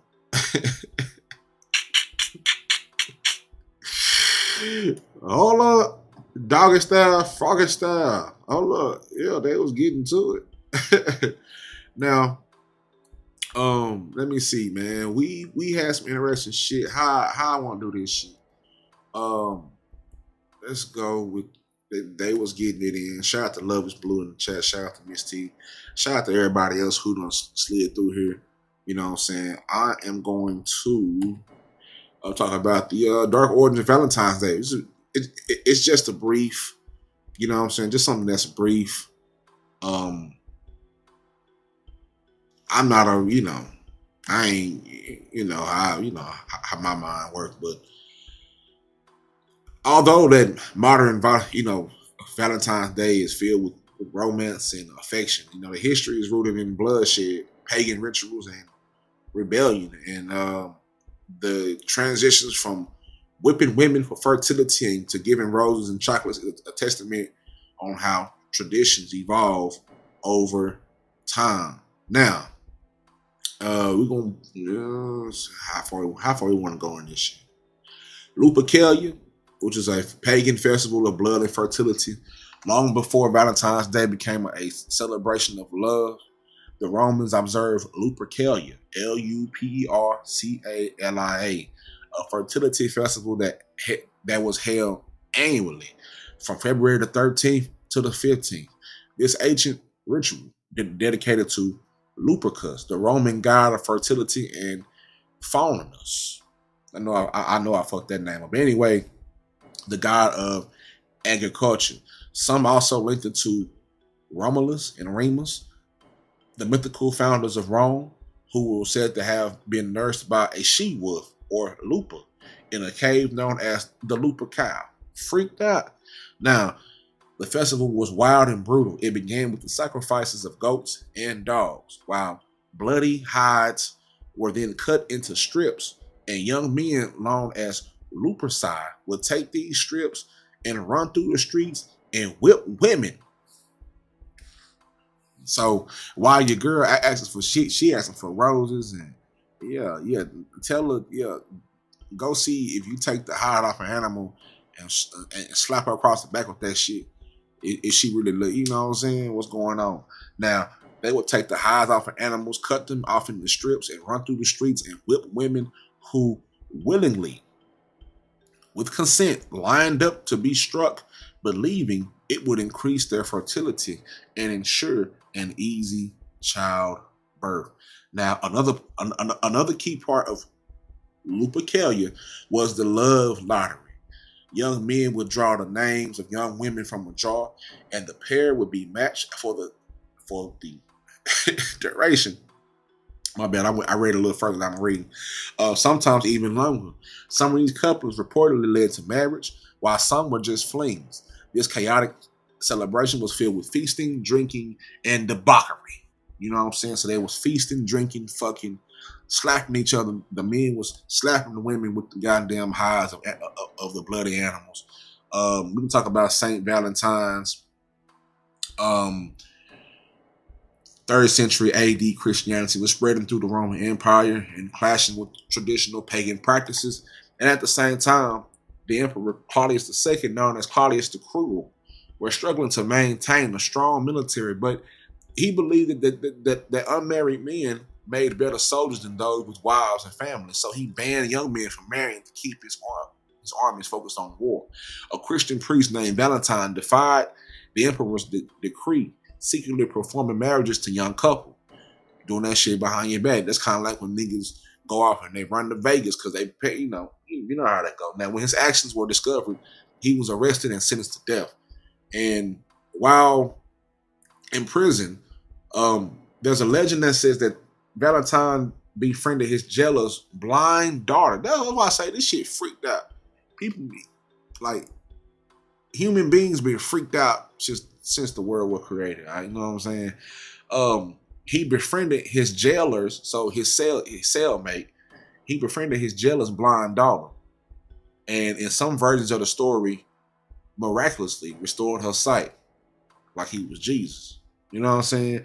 Now, before his execution, he allegedly sent her a note cited "From your Valentine," a phrase that still endures today. He was beaten. He got the shit beat out of him. He was stoned to death, and he was ultimately beheaded on February the 14th, 269 A.D. Now, after his death, Valentine was venerated as a martyr, and exactly 200 years later, in 496 A.D., Pope Gelasius declared February the 14th as St. Valentine's Day, officially replacing the pagan festival of Lupercalia with a Christian holiday. However, the holiday won't be associated with romance until much later. Now, from death to the rise of the romantic holiday, this where the romance kick in. They're going to close the show out. I always want to leave y'all with some fat on your brain. You know what I'm saying? So you can go out there and do your thing. You can go, do you whatever you will do. It's Side Chick Day. Shout out to all the side chicks. Anyway, for centuries, St. Valentine's Day was simply a religious observance honoring the martyred priest, St. Valentine. Now, the shift toward romantic love began in the Middle Ages, particularly with the works of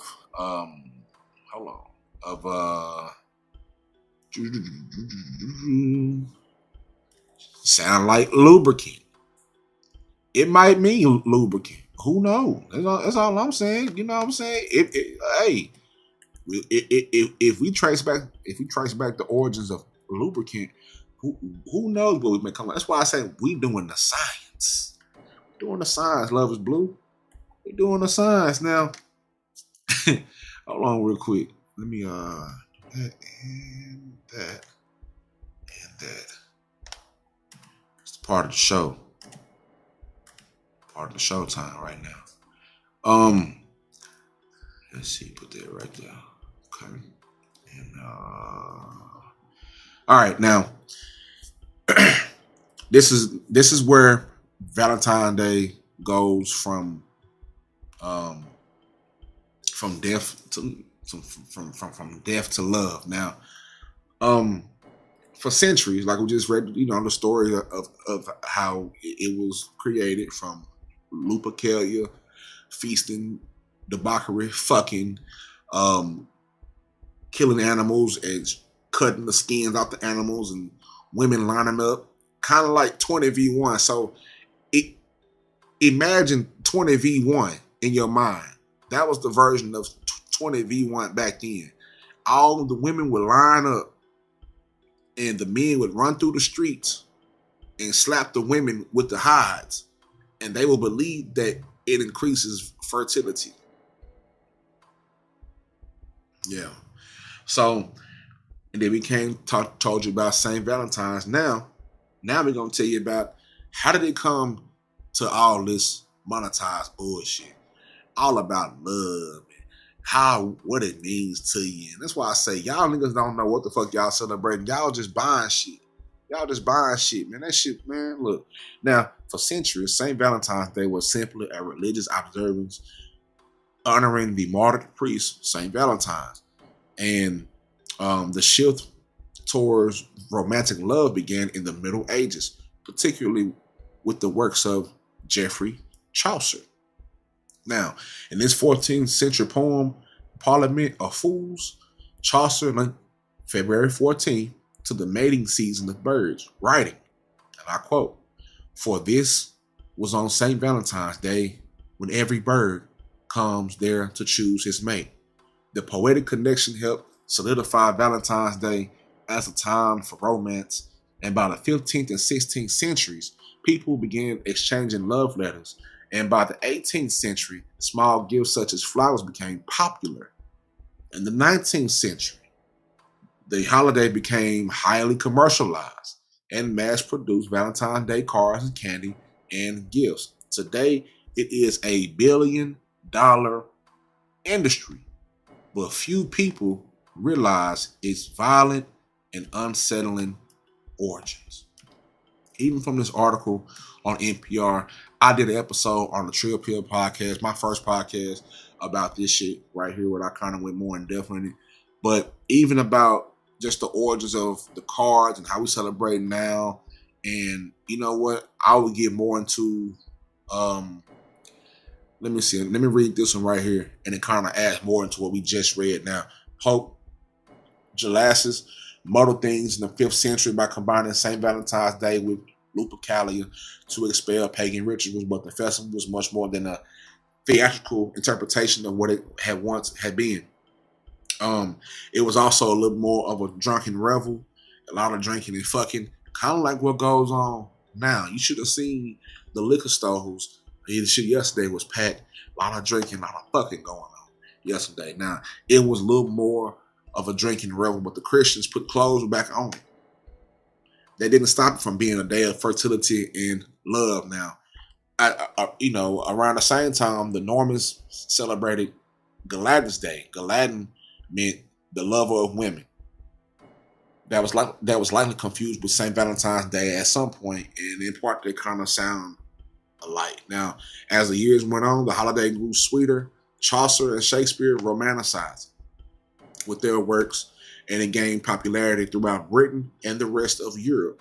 Handmade paper cards became the tokens du jour in the Middle Ages, like we just read. Now, eventually, that tradition crossed the pond, crossed the Atlantic, and it came over here. And in the Industrial Revolution, it ushered in factory-made cards in the 19th century. In 1913, Hallmark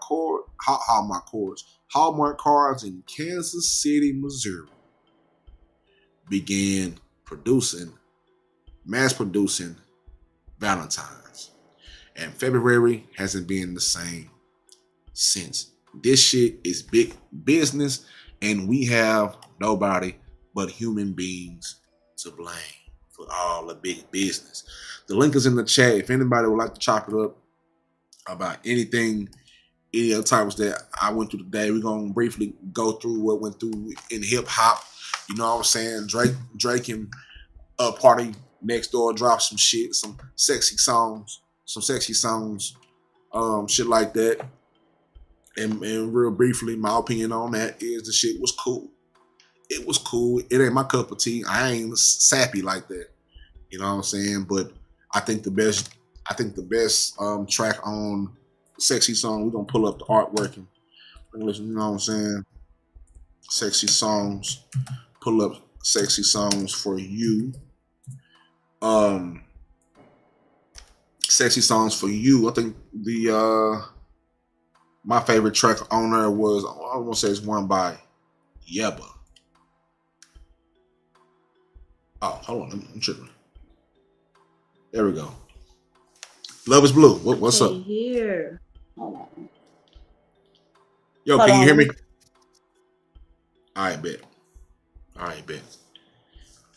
Anybody else, feel free to, you know what I'm saying, to come on up.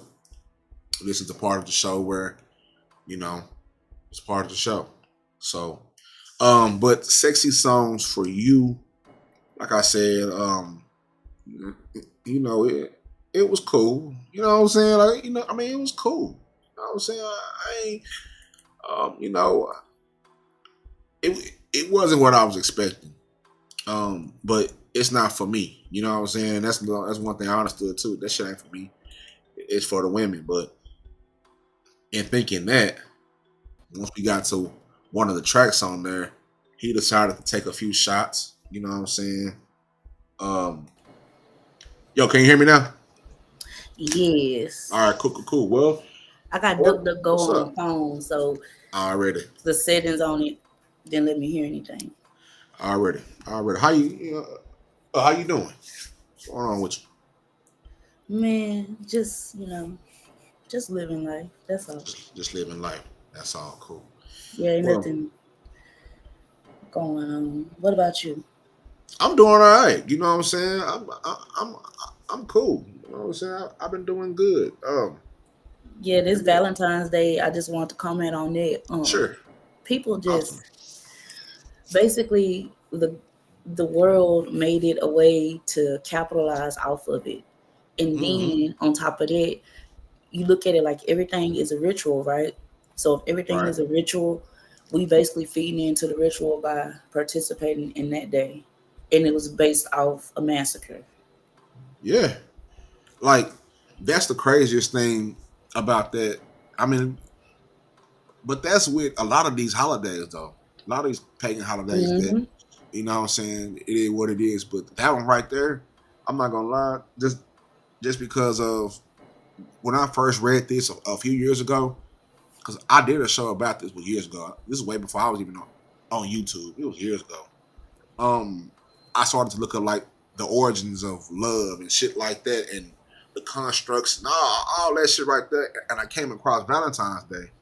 It was like, damn, you know what I'm saying? Just imagine the visual of everybody partying. Well, it's not hard to have that visual because, to be honest, a lot of that shit goes on now. It's probably a complete cycle because of how I think about, you know what I'm saying? It's a bunch of people freaked out. Everybody freaked out around this day. A lot of drinking, a lot of irresponsible shit. And we're going to kill these animals and cut these strips of skin. And all the women line up on the street. And the men run through the city, slapping the women, slapping them with the skins of the animals. And, you know what I'm saying? So just imagine running through the streets with a big strip of dog or a big strip of wolf or something. And the blood, you know what I'm saying? Yeah. They thinking like this will help them be fertile. You know what I'm saying? Now, think about it. People slapping skins and giving their energy on that day. And they still slapping skins. Yep. And they still slapping skins. You know what I'm saying? So, I know that Valentine's Day. I ain't, I was never a huge Valentine's Day person, but as a human being growing up in this world, shit, especially as a man, if you got a woman, the shit kind of be hinging. Like if you don't, you know what I'm saying, you can get nothing for your lady. It be looking like you know what I'm saying. It's like, well, goddamn, you gonna hinge everything on one day. You know what I'm saying? I don't get the Yep. car.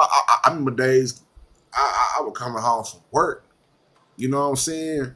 Got off early from work. I got to go pick these flowers up, get these chocolates, and get these rose petals, and do all this shit. You know what I'm saying? Do all that. Shave my balls. All this extra shit. Yeah, you know what I'm saying? All this extra freaky shit.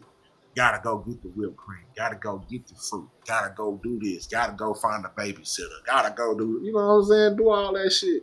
All this energy for one day. For one day. And then I don't really celebrate none of the holidays no more. Like, I mean, certain people I might say it to, but I don't post about it. I don't do none of that because all of it is like basically, like especially Valentine's Day, it's dressed up as something else for people to feed into it and get their energy. Hell yeah, and money, Especially money. Especially money. Because if you look, they probably right now at the store. I haven't been to the store, right? But I bet you right now, you go to any store, they got the leftover Valentine's Day stuff that's marked down, and then they got the green shit put up for St. Patrick's Day. Because I'm gonna slide in there probably Monday, Tuesday, and give me some half off candy. You know what I'm saying? You know, I gotta slide off and give me some Valentine's Day dots. But they got the green stuff put up for St. Patrick's Day and probably some stuff put up for Fat Tuesday. And then next they gonna have the red, white, and blue stuff put up for Memorial Day. And then it's just gonna go on. And that's what they do. Yep. That's what they do. Shit.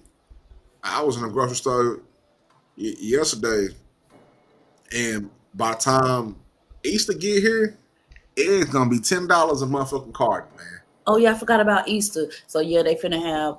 It's gonna be St. Patrick's Day and Easter stuff put up. Yep. Yeah, I forgot about that. You know what I'm saying? It's gonna be $10 a clip. Yeah, I don't even eat eggs anymore. I need eggs because I gotta make cornbread. Man, I make my cornbread without eggs now. How the fuck you do that? I don't know. It just like a lot of things that I used to cook with eggs. I just started cooking it without eggs, and it wasn't planned, and it just happened. And I don't know. Its stuff is still working, and so I'm just gonna go with it. Forget it. For sure. Now I need that egg because see, I be in the kitchen. You know, I'm a scientist, so I fuck around and you know, every once in a while, you might have seen it. I'll be posting my creations. I'm making I'm in the process of making a cookbook. Me and my brother, you know what I'm saying, and we on some ghetto shit, but we making some ghetto cuisine. I done fucked around and made you know what I'm saying, all type of shit. So I might throw an egg on a hamburger. You know what I'm saying? I might throw an egg on there or something. Just being creative in the kitchen or something. But I said yesterday, I said them shits was $5.46. I said, God damn. You know what I'm saying? I literally seen 4 people walk through the eggs, look at the eggs, and walk the fuck away. You know what I'm saying? Hey, walk the fuck away, like nigga. Yeah. Now don't get me wrong. I used to be a lover of eggs. I'll eat breakfast at night. Whenever you know what I'm saying? It don't have to be during whenever they say you're supposed to eat breakfast. Because I used to work overnight, so eggs is at different times, and eggs is a good substitute for meat. But when I started noticing the texture of eggs change, and a lot of people were selling like artificial eggs, I said, you know what? I'm tired of trying to figure out who got the real eggs and who got the fake eggs. You know what? Yeah. I got some eggs in my refrigerator right now from Tom Thumb. It's like I got like a little 6-pack, and it's still a couple in there, and they've been there for months. I just don't eat them no more. Maybe you take them eggs outside and you throw them at somebody. You know what I'm saying? Fuck it. Yeah, I'll save them for a rainy day. You know what I'm saying? Now, last episode, I talked about it was $100,000. No, 100,000 eggs were stolen out the back of a truck in Pennsylvania. It was an egg heist. Somebody stole 100,000 eggs, priced at $40,000 off the back of a truck, in Pennsylvania. and they're trying to find who did it. You know what I'm saying? So it's to the point now where niggas is pulling egg heist. That's how out of control this shit has gotten. Where niggas is like, you know what? Egg licks. Say, and then it was funny to me, but at the same time, I thought about it more, and it was like, we at that point now. We at that point now. Eggs is too high, nigga. I know a nigga, you know what I'm saying? Or I just know, food delivery trucks to your restaurants. I used to haul milk and shit. So a lot of times I used to be overnight. So, you hauling ingredients and shit like that. And somebody just got the drop and say, hey, 100,000 eggs, gone. I don't know how they did it. I don't know what they used. I'm trying to find a video from it. They haven't released a video from it. But 100,000 eggs gone at worth a value of $40,000. I think once I did the math on that, it was like $480 a carton. You know what I'm saying? At the same time, when I talked to my brother, he don't think it is no bird flu. He said, nigga, ain't no bird flu. This is just a reason for them to dry this shit up. It could be. Which I don't, because how do we know? How would we know? Like, how would the average person know that, yeah, these chickens and shit getting sick? Because guess what? Popeye, they stopped making chicken and shit. That's what I'm saying, though. Everybody who sell chicken ain't had a shortage on chicken. Yeah, but a lot of that's the thing, though. You got to think about it. You just got to think about back 5 years ago, when all these different flus and whatever was going around. Yeah, you got to think about it. It was a shortage in different things. It was this and that, and this. But everything ain't real that they selling.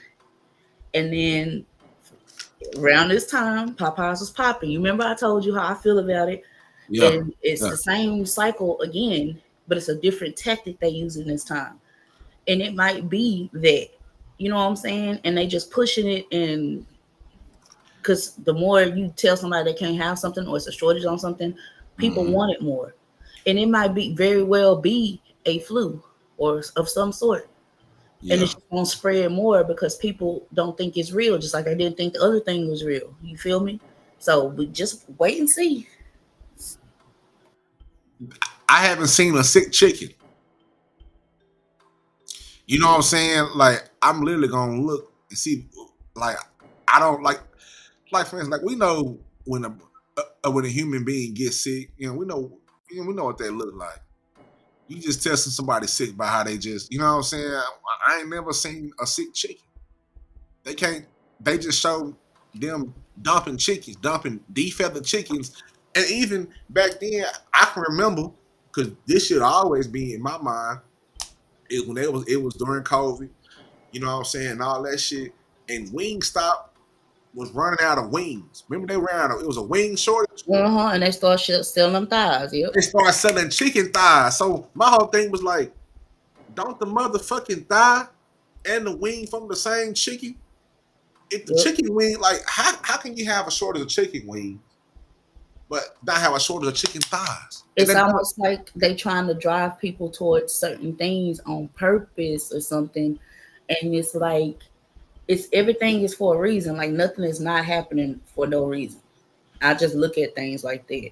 And so they trying to drive people, you know what I'm saying, like they telling people they got a shortage on chicken and know people is addicted to chicken.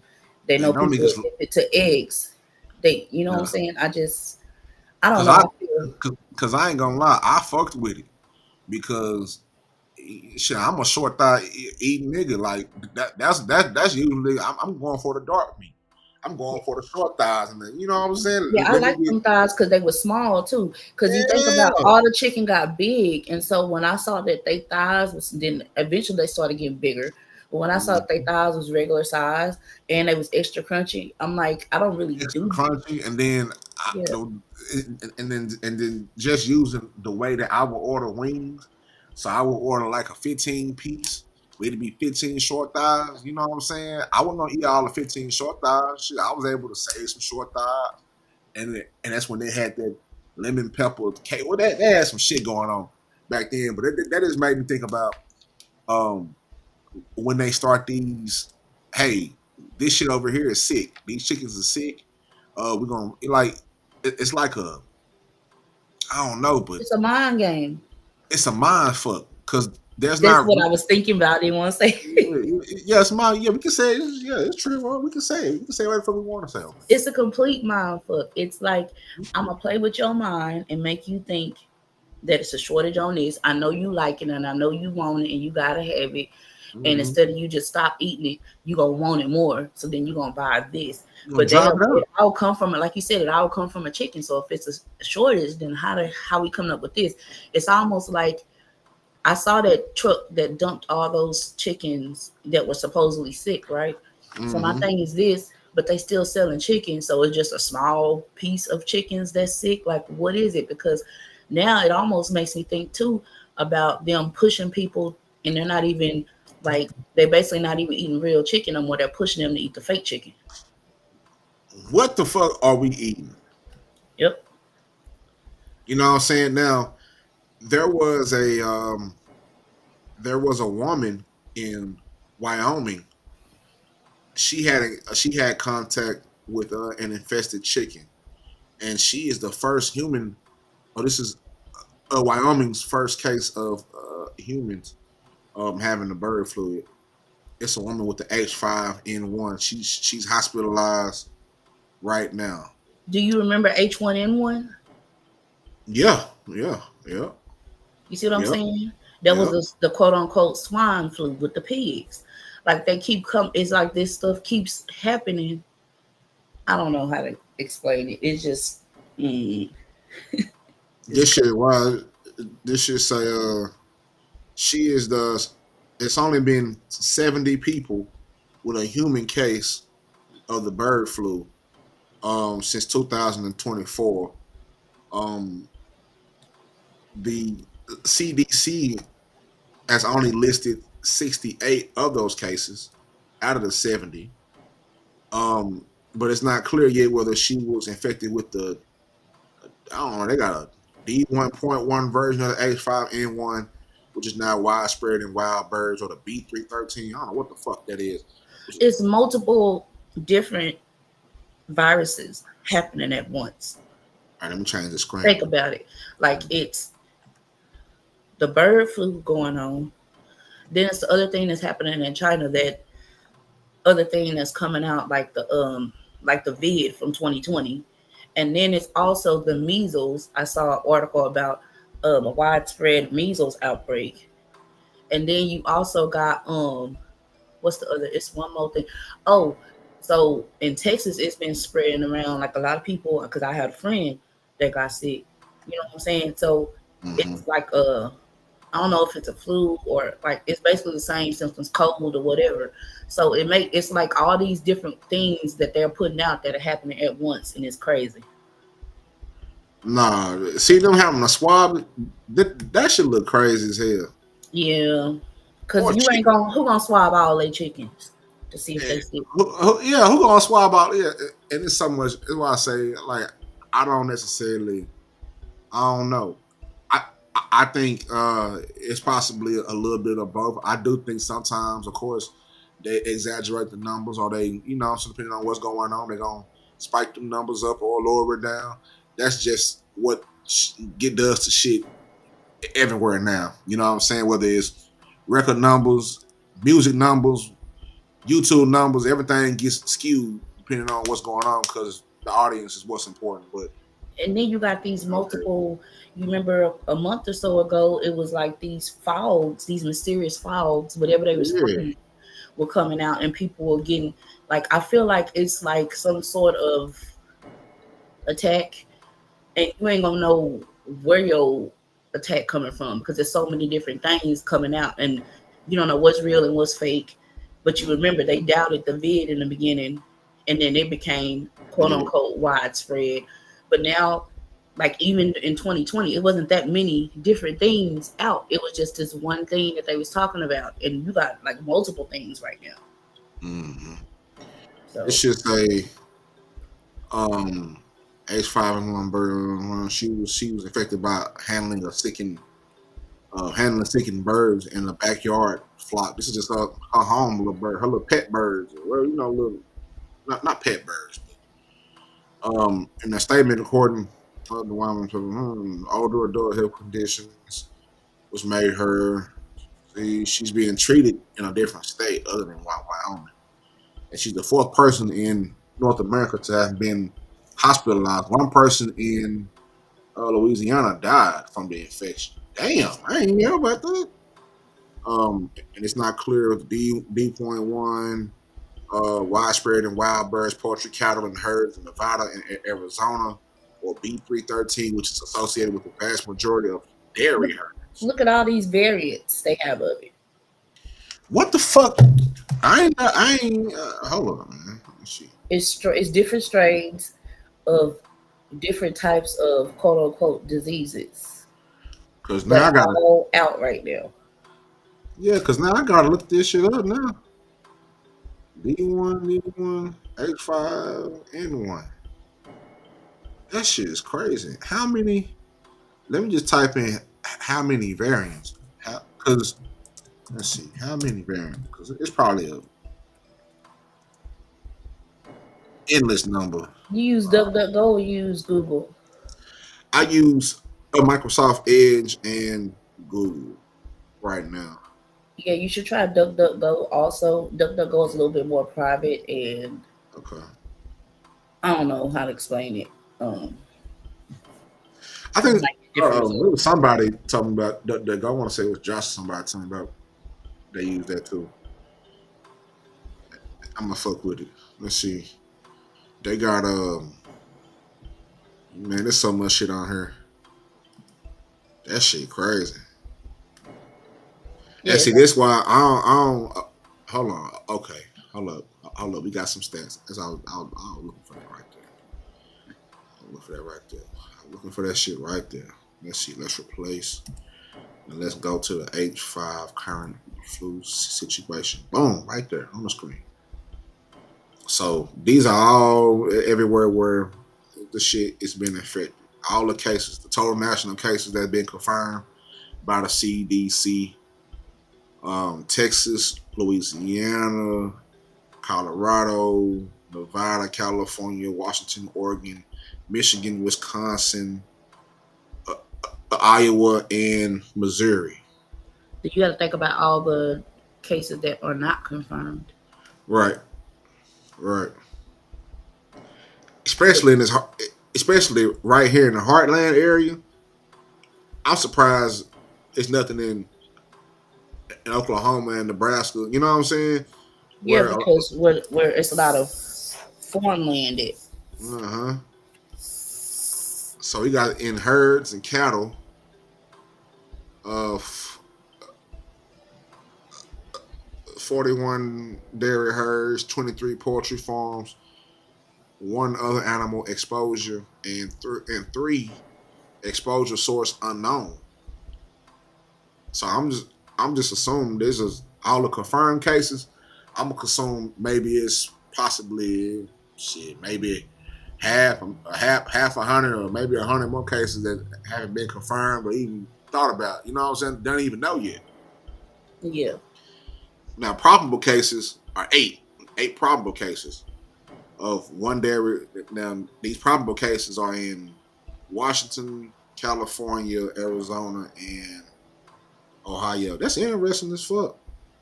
Damn. Shout out to the CDC, man. They got the scoop on all this shit, man. They ain't fucking around. Yeah, but Trump talking about cutting.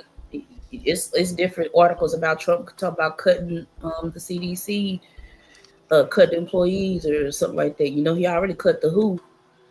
So, I mean, what do you like? I don't know how to explain it. Yeah, you know what? I ain't gonna lie though. Like, I don't know. When it comes down to all the extra shit, you know what I'm saying? I ain't really. I'm not cutting ties from the World Health Organization. I don't know the implications of that quite yet. Yeah, me neither. I haven't quite thought about it because I haven't even quite thought about them like that. Besides, if I'm on a website for, you know what I'm saying, looking up some shit or something like that. But is that money that could be used in other places though? Yeah. Because sometimes a lot of these people, they like you know how people can join a group, countries can join groups or something like that just for the information. You know what I'm saying? I kind of think, you know what I'm saying, I don't really fuck with no politics like that, but I'm kind of thinking maybe they trying to cut out American information.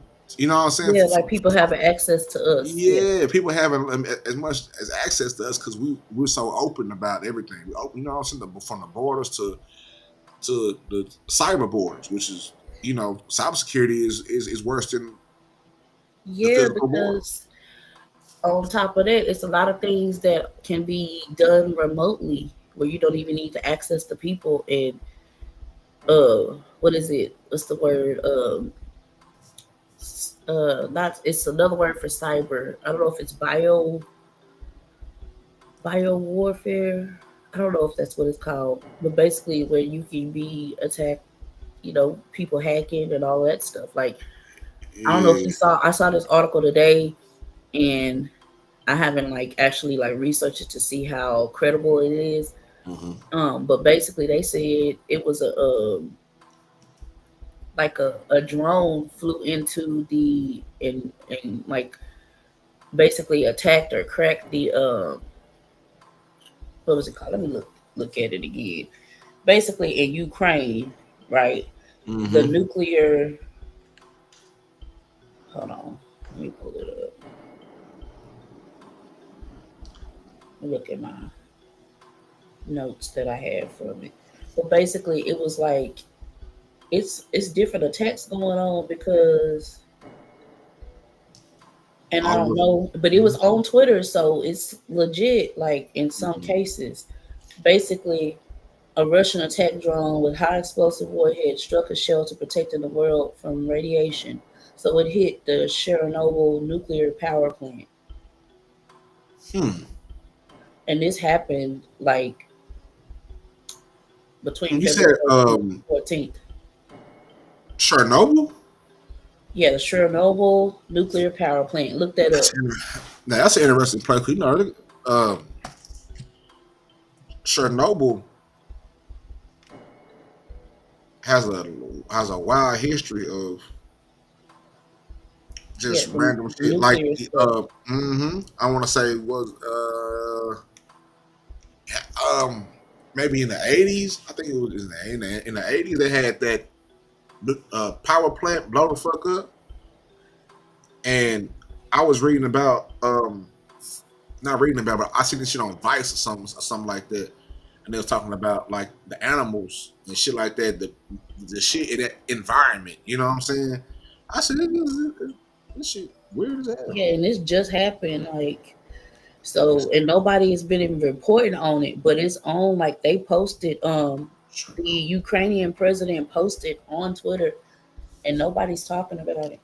Yeah, here we go right here. It's 21 hours ago, 22 hours ago. Damn.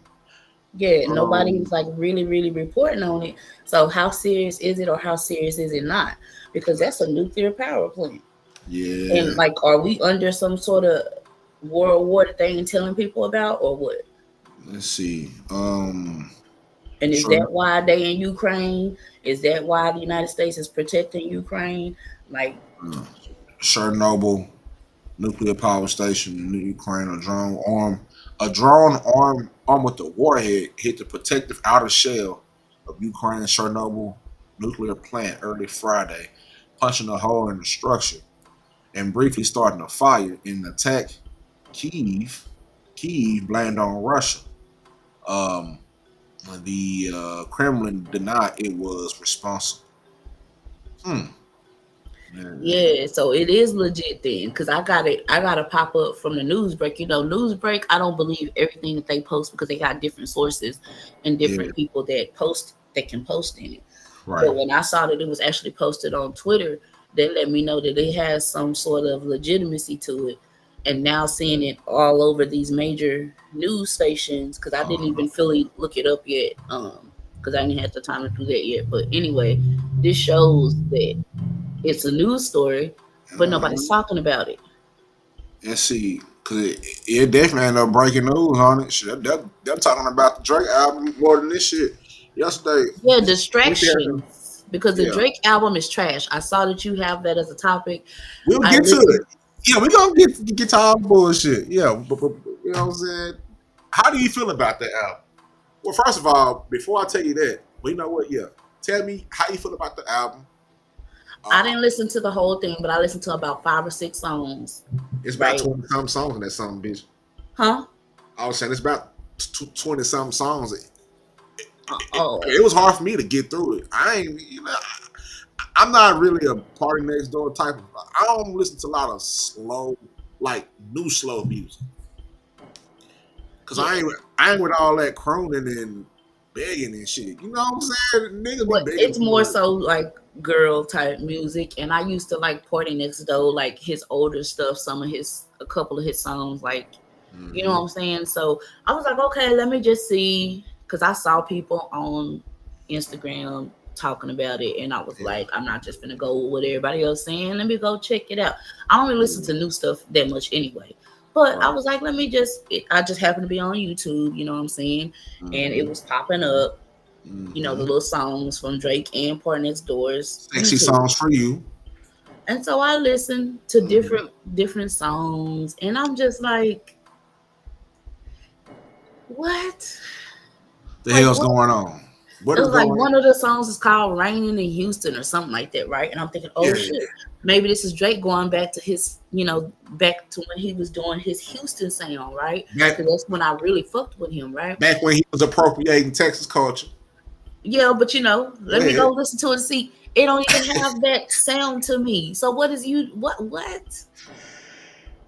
See, here's my thing, and I'm not gonna sit here and say I ain't no hater. You know what I'm saying? I ain't no Drake hater. I know some people with this whole Drake Kendrick shit done got real extreme. Drake got a lot of songs I listen to. I think he was a dope, you know what I'm saying? He a dope artist. I didn't like him appropriating Texas culture at all. And when I think about this Kendrick Lamar and him, this little beat they got, or the previous beats, whether it's with Common or Pusha T or Joe Budden or anybody like that, it's always one of the key words is culture. You know what I'm saying? I can remember this shit with this culture shit with Drake doing all this, all this extra shit. For me, it started with Sauce Walker. When Sauce Walker and Drake were folks noticed to be around each other and something like that, and I guess Sauce felt like, all right, nigga, you cool when you down here, but don't start being like us, cause you not, you know what I'm saying? Like, you not like us. You ain't Texan. You know what I'm saying? You just come down here, you fuck all women, you a trick, you in the strip club dropping $60,000, $70,000, $80,000, $100,000, cool. Do that, but still be you. And then throughout his career, and it's fucked up because as dope of an artist as he is, he kind of hops on people on niggas' waves. We ain't seen Block Boy JB since. You know what I'm saying? Yeah, I can't keep up with all the different rapper names and all that stuff. Yeah, I just listen to what, you know what I'm saying? Like, even like, let's just say this, even back in 2020, right? I went back to listen in 2019, 2020. I went back to listening, and it just popped up when I was at work or whatever. And so I went back to listening to stuff that was probably like 4 or 5 years old at the time. Right. And I was like, damn, I didn't even know Drake came out with this type of, you know what I'm saying? And I fucked with it because I like H-Town music, you know what I'm saying, from Texas, whatever. And it had, to me, it was dope, you know what I'm saying? And then off one of the latest albums in the last couple of years, he kind of touched on that and had some of that sound when he did that album with Future. I forgot what the album was called. We're trying to be alive. What a Time to Be Alive. I want to say No, after that, let me see. What was it? that was the one he had with Future. He only had 3 collab albums. The first one was with Future. That was a classic. The first one he had with Future. The second one was with 21 Savage, and then this one he dropped. But they saw Way Too Sexy was with him, Future, That was on and Young Thug. That was whatever that album. was on it's that album with all the pregnant woman emojis on it. Yeah, but I forget what album that is. But that album was the last one I really fucked with from Drake. You know what I'm saying? Yeah, that was sassy ass song too. Sassy ass music. You know Yeah, but it started out with the whole Get Throw. Like it was a 2-part song. Like it started out like with the Get Throw beat. You remember the Pimp C Bun B, whatever. Yeah. And then it switched over to the club, like with Future was rapping on it. And I, you know what I'm saying, that CD right there went hard for me. But after that, it's just like I just kind of feel like when I first heard Drake, it was probably around 2008 or something like that. I was a freshman in college. And I remember, you know what I'm saying, nigga was dope. Like nigga make great music, you know what I'm saying? It's just that when he be on this other shit, you know what I'm saying? When he be on this weird shit, like when all of a sudden, when he was doing his little Houston run and fucking around with Johnny Blaze and all those strippers and shit, then he started sounding like, what's my guy name, man? He started sounding just like Kurt Cobain. He started sounding like Kurt Cobain. And, you know what? And I feel like he took that sound, you know what I'm saying? And then you started hearing less and less of Kurt Cobain. But that's what a lot of the bigger artists do. Even Queen Beyonce, she does, like, you know how stories come out with some of her albums come out, people accuse her of taking a sound, and she has, but you don't hear about it no more. They shush it up. Or even when he sounding like the Block Boy JB nigga from Memphis. That was a cool song, but you never really heard of him again. And or even what's that nigga name that I Love McConan that going up on a Tuesday? Yeah. And then he kind of, you know what I'm saying? So it's like, damn. And then who was it? Drake got on the remix. What was that song?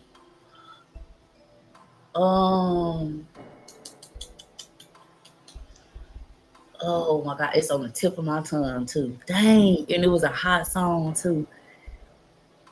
It wasn't Blase Blase. It was, damn, what was that song? Because it was an artist and you don't hear from him no more. I can't even think of it right now. See, because I never viewed him as a rapper. I always see him as a pop star. You know what I'm saying? It's some niggas that's pop stars. So even with this whole shit between him and Kendrick, I'm like, nigga, you're not really a rapper like that because, you know, just the origins of rap and the art form of rap being, you know what I'm saying? You kind of, it was weird, but yeah, Kendrick on a whole nother level when it comes to him because Kendrick, you got to actually listen to his lyrics and it'll jam. But when you actually listen to what he's saying and what the message is, it's something. Look, it's a on this page on the Chernobyl thing. It's an article from 3 hours ago. It says risk of radioactive leak at the top. Right here. That one right there. That's an update. I want to know what they saying. It said Ukraine war latest. Hold on, Spreaker. Okay. That's some other shit. Ukraine war latest risk of radioactive leak after Russian strike on Chernobyl. Anger after Vance's Munich speech. The U.S. Vice President took a series of swipes at Europe during a speech in Munich security conference where officials met today. Meanwhile, Ukraine has warned of the risk of a Russian strike hit Chernobyl. Listen to the daily podcast as you stroll in. Listen to that bullshit. But these are the pictures from, I guess, this was taken Friday. This is the outside of it, or this is some other places around it? Yeah, I can't see it. Okay, hold on real quick. Oh shit, hold on real quick. let me switch to. I gotta switch to what's called The stream, huh? Mm-hmm. There you go. All right, see it now. Let's see. All right, so let me blow this up a little bit. God damn it, 200%, 200%. Can't miss it now. Yeah, no, can't miss it now. Let's see. So this is battered buildings in wherever the fuck that is. Zaporizhzhia. NATO defense ministers met in Brussels with Ukraine war top of the agenda. This is frontline. So this is another city that was hit yesterday or something like that. Damn, that's fucked up. Yeah, but they said a Russian attack drone hit that damn dome, and that dome ain't even. Okay. It's not even protected. Like there we go. This 21 hours ago, Russian drone damaged Chernobyl's a radiation shield. Chernobyl plant's chief engineer said Alexander Chicharok. Well, they got some fucked up last names. The strike severely damaged. Yeah, I don't know what the hell that is. The nuclear power plant's confinement structure, rendering it non-functional. Chernobyl was the site of the world's worst civil nuclear catastrophe. Yeah, in 1986. Okay, I knew it was somewhere in the late 80s. That reactor is now enclosed by a shelter to contain the lingering radiation. And today, this is an emergency crew, and this is right now. They trying to repair this shit. Why I'd be scared of shit? I know it's cold in the bitch over there too. I know it's cold. Cold in the hole over there on the roof. They ain't got no and then they said that's protecting the world. Yeah. Cause see, it's a video on Vice that talks about like the animals that were around in that time, or just the offspring, because the environment never really, you know what I'm saying? It never really changed from just the wildlife on that shit, or just the life around it. That shit was weird as hell. All type of. This is the ambulance. They got the ambulance over there. Damn. It's cold in the bitch over there. I know it's cold over there. Stuff like that. That's what. Like I think we low key under this. You know what I'm saying? A war for real, and they just ain't. They try and keep it under wraps as much as possible. So by the time they get ready to tell people, it's gonna be too late. Yeah, but I don't really mind that though, cause the way like the average human being freaks out, they're gonna be buying up all the Wolf brand chili and tissue and shit. I need that shit. I bought 3 cases of water today, 332 packs. Yeah, they be flipping the fuck out when they be, we gotta, you know what I'm saying? And then when I get to the grocery store, I'm trying to look for some bread. The bread be gone, or it be goddamn tissue. Now I gotta go to the baby sections to get some. You know what I'm saying? I gotta. I don't need everybody to be doing that. Everybody's got to chill. Yeah, you better get on it now before people start freaking out. They'll be all right, man. Niggas gotta chill. They gotta chill, Blue. It'll be okay. Be okay. You know what I'm saying? It'll be okay. You just gotta fight. All this break down, you gotta fight. You know what I'm saying? You know, I don't know. Scroll down a little more and see, because it updates as it goes down. I don't know why they don't have the updates at the top. I don't know either. This is from, well, what source is it? This is Sky News. Sky News. So here we go. Oh shit. Yeah, like you see how it's the updates. Let me zoom out some. Yeah, let me zoom out some. This had to that, and then what is this? The latest Ukraine developments. They don't show where the fuck is Chernobyl. I imagine Chernobyl is somewhere out there somewhere. Key Chernobyl radiation shield. And then this is the meeting that they had. They had a meeting yesterday. Also, after this shit happened, they had a meeting. The vice president. This shit might have happened while they were there. That's the crazy part. Because I see they must be in Ukraine. I see the Ukraine and the American flags back there. So I wonder what was the exact 1540. So 1540 is 340. 340. So they were in the meeting at 340. At 340, and this happened. I don't know when the exact hit happened, but these pictures were taken at 358. And that was in the meeting at 340. Okay. Got comments here. See what We had a number of fruitful conversations, a number of things for us to follow up and work on.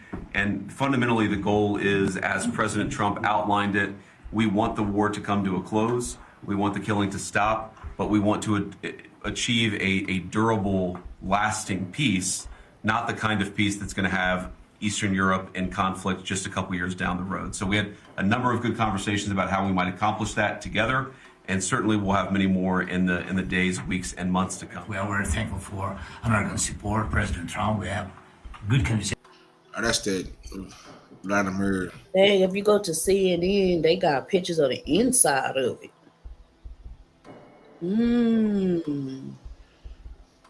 Yeah, that one had an inside picture of the one just on. Let me see. Dang.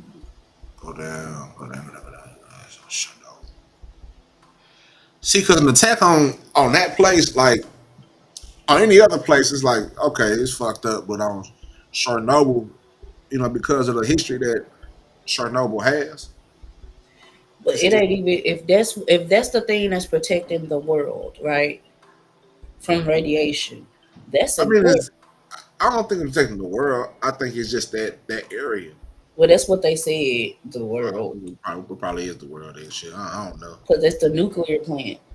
Right. Let me see. Well, that's what I'm saying. Well, you know what?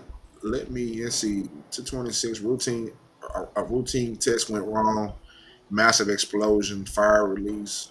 Chernobyl released 400 times more radioactive material than atomic bombs dropped on Hiroshima. The radiation was carried across Europe, reaching as far as France, thousands of kilometers away.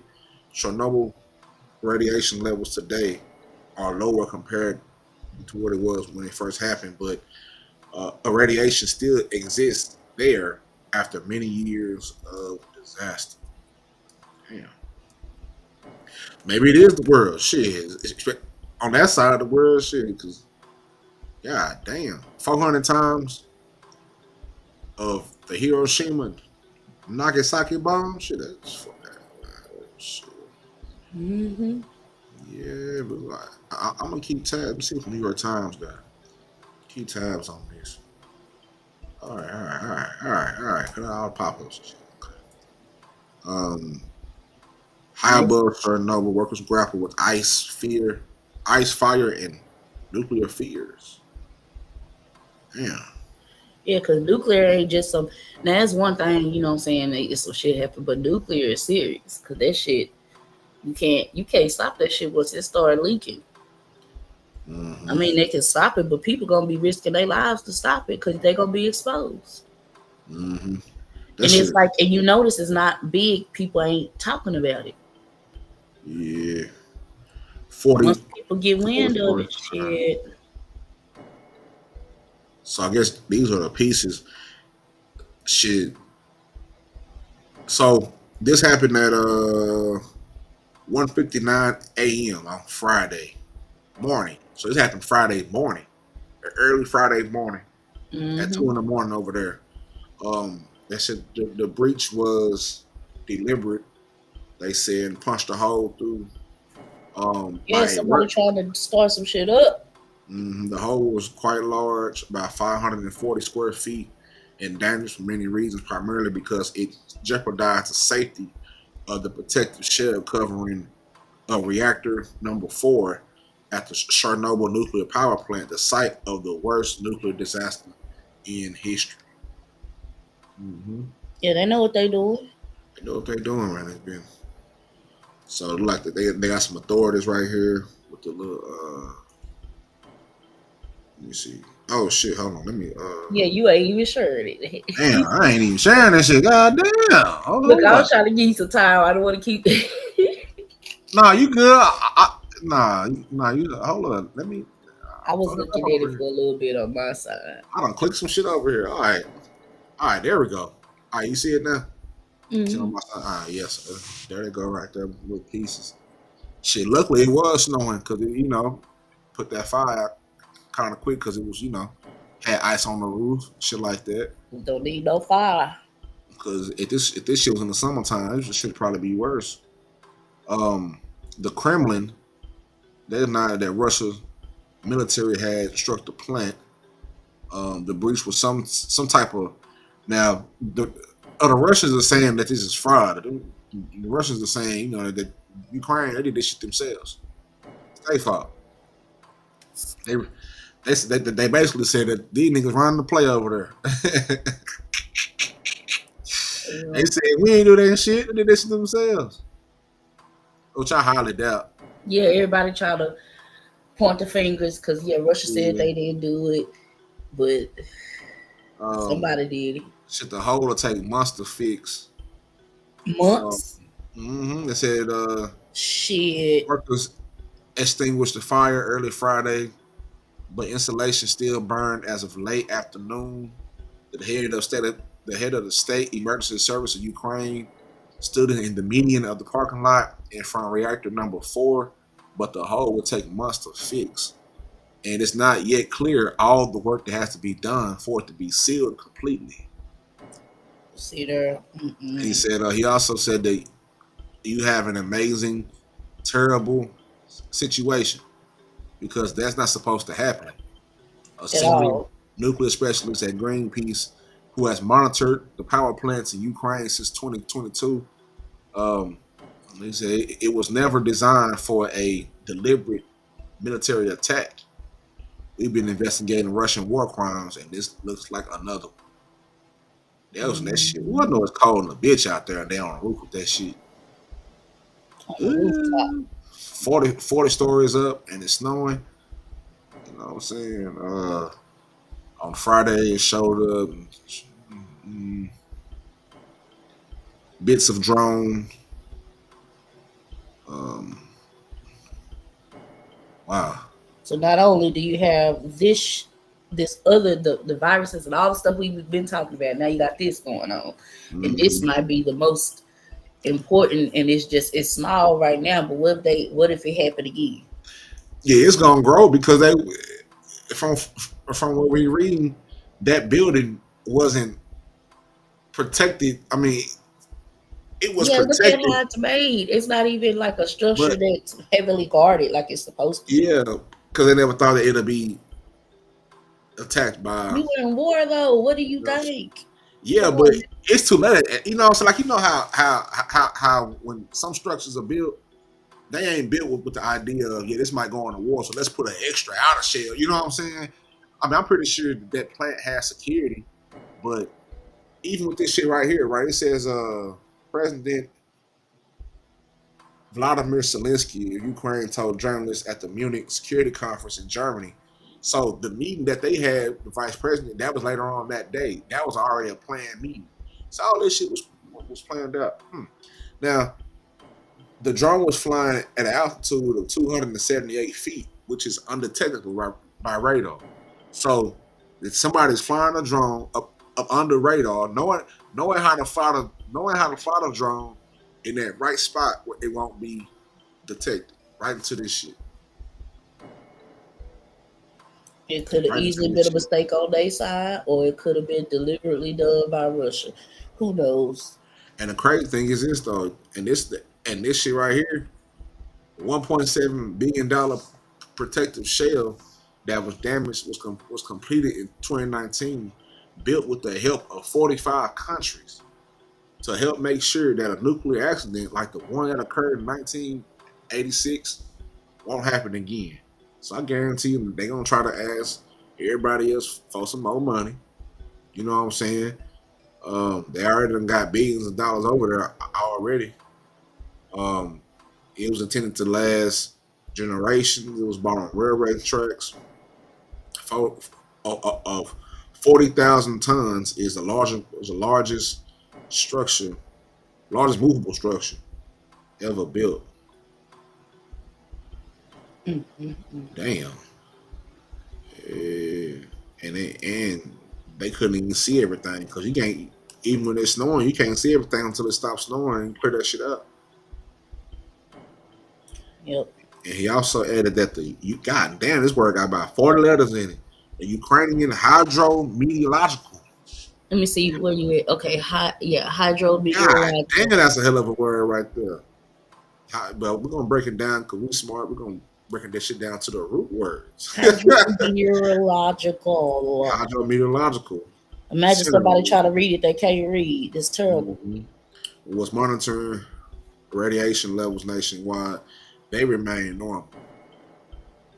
So normal for now. Normal for now, I might add. Normal for now. Yeah, like if the enemy saw that shit and they in war, they would keep attacking it. What the nigga said, shit, we gonna send another one over there. Fuck it. Cause they blaming us anyway. We might as well just go on and hit it again.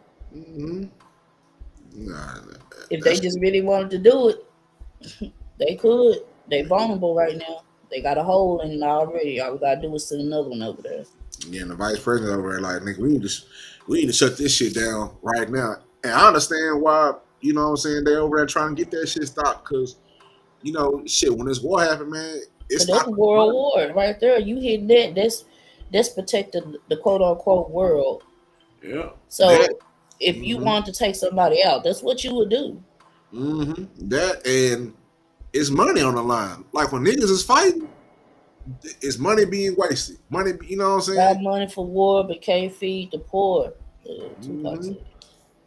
And shit, Ukraine been getting all type of little stimulus packages by America, been giving them billions of dollars. But shit, over here, you don't have two natural disasters I could think of. That big ass flood that happened on the East Coast and last year, and them fires. You know what I'm saying? That happened that we could have used them billions of dollars to help people, to help our people over here on this side with that money. We give them $700. That shit ain't gonna do shit.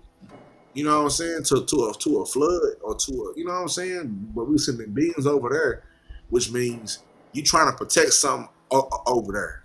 You know what I'm saying? It's a lot of things that they say we protected over there. Yeah.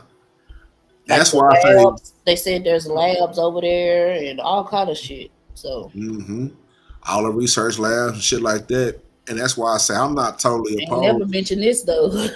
and hell no. And I'm not totally opposed for America pulling money from other places because shit, we need this shit here. Like it's cities that are like third world countries in America.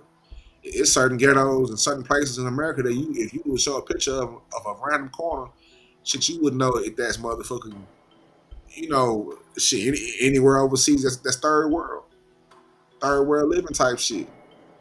We can't get the resources because all the money that you know, and then taxes and all that shit. You know what I'm saying? All that shit. Because I already know they're gonna ask for some more money because it's just out the fact of reading that it took 45 countries to get $1.7 billion in 1986, 87 to build a structure around all that shit when that shit blew the fuck up. It took 45 countries just to get that 1.7 billion, which if you I don't know what the formula is or what that would be today, but I would imagine that there got to be somewhere down near the trillion down there. If it was a billion then in 1936, got to be somewhere in the trillion right now. If that was today. And they got to patch a hole over there. They got to patch something up in the fucking snow. No, yeah, I ain't know about that. Yeah, I got the alert on my phone this morning. I said, "What the hell?" And I got to scrolling and looking because you know if something big, people gonna be talking about it. Nobody's talking about it. Nobody's posting about it. They posting about everything else. Everybody distracted with Drake and Kendrick Lamar and Everybody distracted with other shit.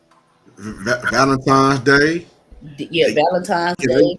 they getting What that free Trump time. doing, but they ain't paying attention to this. Hell no. How close is Ukraine to the United States? Hell, Shit, it's over there by Russia. So like even with that last one hit, it hit France and all that shit over there. So it got a long way for if something did happen, it got a long way before it reach over here. But that's a whole lot. That's a whole lot. That's a whole lot. Like even for it to reach, like just the radiation to reach to France and everything that's in between there, like that's a lot. Shit, 400 times the atomic bomb. Shit. See what that did, you know what I'm saying? You see what that shit did. They imagine 400 times that shit. They probably would have shit. Fried some shit. You gonna have niggas with 4 arms. Now, I already know it be some strange shit happening right now. I'm trying to yeah. I'm gonna keep eyes on that shit. Yeah, me too. I'm gonna keep eyes on it, and I don't even know if I want to shit.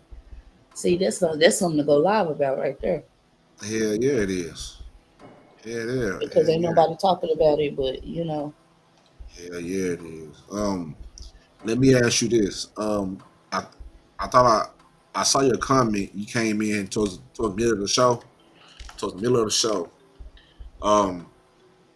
I did want to review some things. Also, I gotta pull up this other shit too, as far as the little music segment, because Erykah Badu and The Alchemist dropped a snippet. She got an album coming out soon. I can't wait to hear that shit with The Alchemist. It's gonna be dope. But so far, I talked about the first topic was tradition and technology. They had a, those Chinese festivals with the dragons and shit. Yeah. That shit. Well, they did that, but they incorporated robots into it.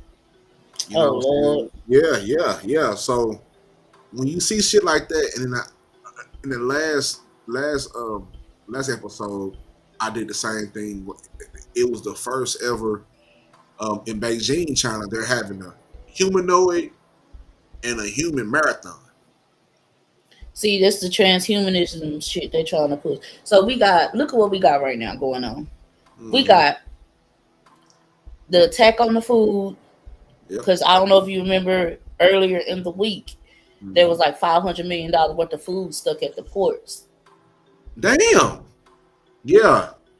Okay. Yeah. So you got that. Yeah. Then you got these flus and viruses going on. Mm-hmm. Then you got the transhumanism going on. Then you got this thing just to hit the in Ukraine. So come on now, what's going on?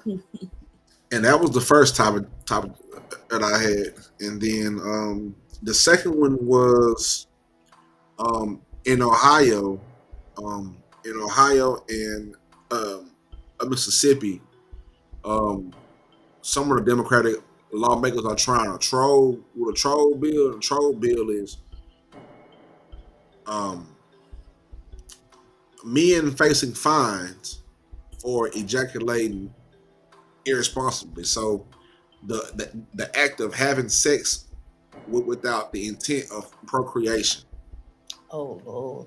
And so I did something on that. The second time I seen that, I don't think it's, as much as I say, it's whatever, I know it's a type of trolling type of deal, because they're trying to say, well, what about the men? About the men type shit. I've seen crazier shit get passed. That's kind of wild. And then I went from there to a new study talking about how smartphones and devices is leading to hallucinations and detachments from reality and hyperaggression in teenagers and adults, but especially teenagers and adults, because we see that shit on here every day, damn near. hyper aggression, nigga. You know what I'm saying? And even from there, I was talking about how just because of the chronological age, you know, is older, that doesn't mean that person is emotional at that age either. And majority of people are emotionally still adolescents. Yeah, because like if you look at the calendars and time and shit, basically like we're supposed to be in 2018. We're not even in 2025 for real. But somehow they speeded up the time over here. And it's 2025 over here. But in like Ethiopia, it's 2018 because they didn't go. They basically, what's the word? They didn't get colonized. Mm-hmm. So if you go off of like that, we're basically 8 years ahead, or wait, no, 7 years ahead, or whatever it is, 7-8 years ahead. And we really, I saw like something about that. Like we really not even the age that they're telling us we are. We really not even that old. So if we going off of that, a lot of us are way younger than what. Either we ain't that old or we ain't that young. Right. So because how this matrix is set up, child, you never know what's the truth. You never want to know at all. And then I think around this time, I think you joined the show. I talked about the North Korean ban on hot dogs and divorce. Yeah, that's when I came in. The hot dogs. Yeah. So I missed the divorce part. Now, what was the divorce? They basically Kim Jong-un just basically banned divorce. Beyond the hot dogs, it was the divorce. Now, if a couple files for divorce, they both get a state subsidized 6-month trip to hard labor. And a part of the reason for the decision they're saying is the rising number of divorces in North Korea. The COVID-19 pandemic hit the country's already abysmal economy hard, and the horrendous financials has resulted in many failed marriages. So it's hard over there to live. You know what I'm saying? It's hard to make money. It's hard to do whatever. And like we know over here on the western side of the world, if it's hard to make money, sometimes that be all, you know what I'm saying? That be the deciding factor if people heart ain't in it for real. You know what I'm saying? And it's not even just the finances too. It's the fact that a lot of people during COVID had to stay at home. Mm-hmm. So people that was used to traveling or being able, you know what I'm saying, to get out or run away when they wanted to, they couldn't because of COVID. So then that's when, I don't know if you heard about it, but the rise of domestic violence, right? Yep. Mm-hmm. Because now, if I think about it, I put it like this: I never stopped working. Yeah, me neither. Because I was a truck driver, so I was essential. You know what I'm saying? So did nothing change for people who had to? You know what I'm saying? Like who were essential, but for the ones who wasn't essential, they had to stay home. They finally learned who the fuck they married to. Yeah, because like it hit for me after the fact, but during COVID, I was still working because what ended up happening is that we just went remote. So yeah, so I was still outside. So, and I think about that shit too. Even in this time, like how people's minds was kind of, you know what I'm saying, kind of scrambled. And even when I think and like having combos with my dad and my partners who had to stay inside, like nigga, I was outside the whole time. Like nothing ever changed for me. It just was weird outside, and it was more empty. Man, less traffic. But you know what I'm saying? That's just the way that it was. So my thought process, I ain't never think like that because I wasn't held captive in the house. Like, you know what I'm saying? I had to go out. I was your world wasn't like, you wasn't confined to having to stay home because it was still business as usual for you. You just had to wear a mask and all of that good stuff. Yeah, I held it down. You know what I'm saying? I held my end barking down. I ain't get vaccinated. I kept my job. They were trying to get niggas vaccinated. I said no. I just told them, you know what I'm saying, for religious reasons. Now, if I was in healthcare, if you're in healthcare, you have to. Yeah, they force people. Yeah, You know, it's like I had friends in healthcare. You know what I'm saying? Some kinfolk and some friends who were nurses or anything in healthcare that had to get that shit. And I, you know, that's different because that was ground zero for the bullshit. yeah. You know what I'm saying? So that's different. But for the rest of it, I ain't get that shit. Like I can remember a time where I was working at a job and a couple of the guys died. Like a couple of the guys died, and the trucks that they were in, they parked them bitches to the side, and they had all type of weird ass signs on, like don't enter, don't, you know what I'm saying, like this shit is in this truck, don't fuck with it, don't let it out type shit. They had it sealed up on all the edges. I'm like, damn. And they had that shit put on a flatbed, and they took. I'm assuming that shit, it went somewhere and they destroyed that shit. But a couple of dudes died. They were older dudes. You know what I'm saying? Like I was like, shit. But I didn't get no vaccine or none of that shit. Like I ain't, you know, I didn't get none of that shit. So, you know, I was like, shit. So when this shit it goes around at the same time, like I really don't be out. Like my brother, his job requires him to kind of be out and about. You know what I'm saying? To a certain extent, and have more interaction with people. And he took that shit, and the week after, he was like, "Man, I don't know. I feel like I should never, you know what I'm saying? Did that shit." Yeah. Like my partner was showing the same shit. Like nigga, I don't even know if I should have did that. Yeah, and then come to find out later on, like, what was it, last year? They banned the mandate. Like, you didn't even have to get it. Yeah, so you know, I just, you know, I mean, I'm not one to. I don't want nothing. I don't take no flu shots, none of that. I really stay to myself, and even when I'm out, being a, you know, because I do drive trucks and shit, so I come across people in places where various amounts of people are. So I'm real cautious about touching door handles and shit like that. You know what I'm saying? Like trying to keep my hands clean, not touching shit. Like I ain't like being in the store trying to pick there's a lot this of shit people up. that's just nasty and they don't even wash their hands anyway. And truck drivers are some of the nastiest human beings on the fucking planet Earth. Like this is some of the nasty shit that I've seen with my own eyes since I started driving trucks. It's been shit, what's 2016? So I'm 2025, so about 8 years I've seen this shit. And they like take shits and walk out. Take a piss, walk out. Yeah, walk out and look at you while they walking out. Like, cause I can't help myself. You know, that's why I'm looking at the nigga like, bro, you gonna take a. I just heard you in there grunting and shit. You know what I'm saying? Like you in there grunting.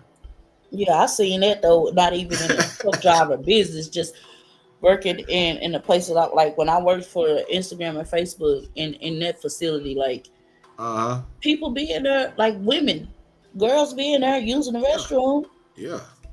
And she done just walked out.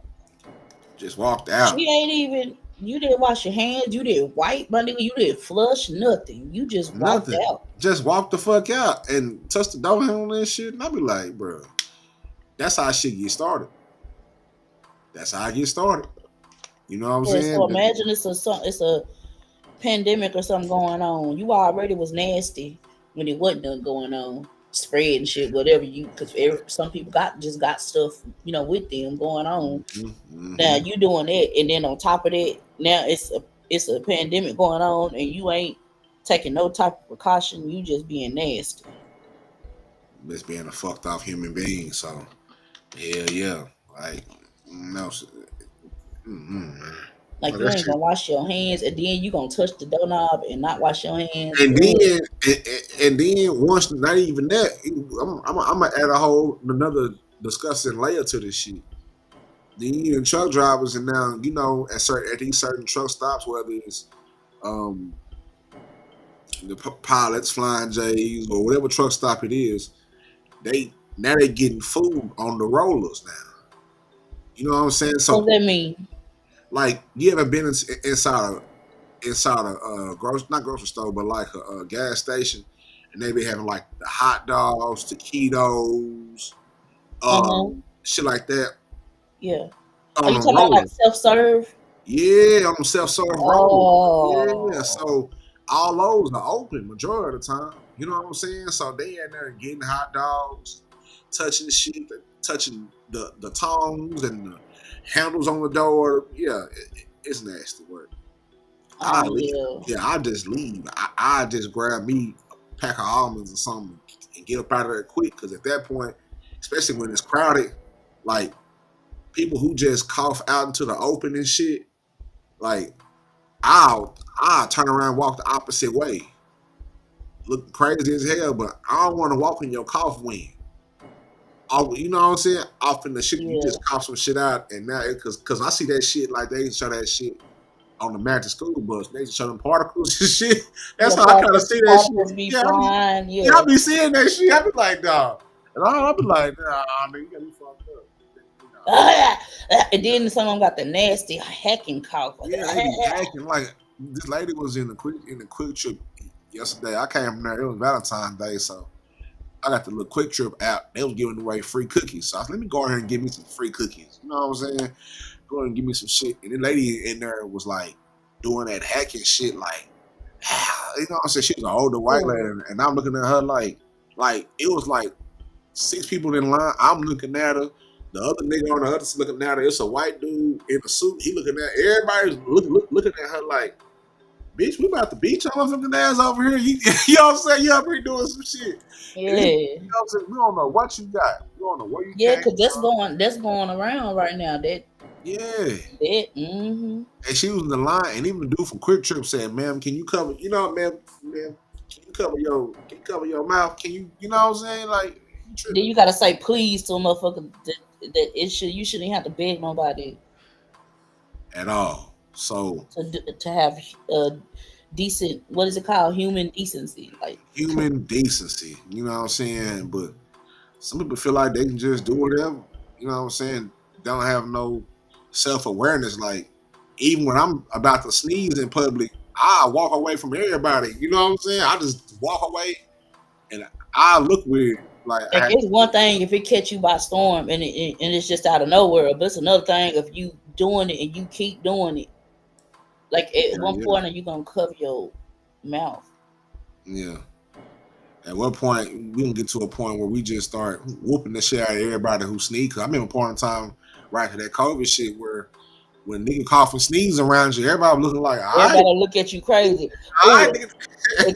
During COVID, right? I used to vape the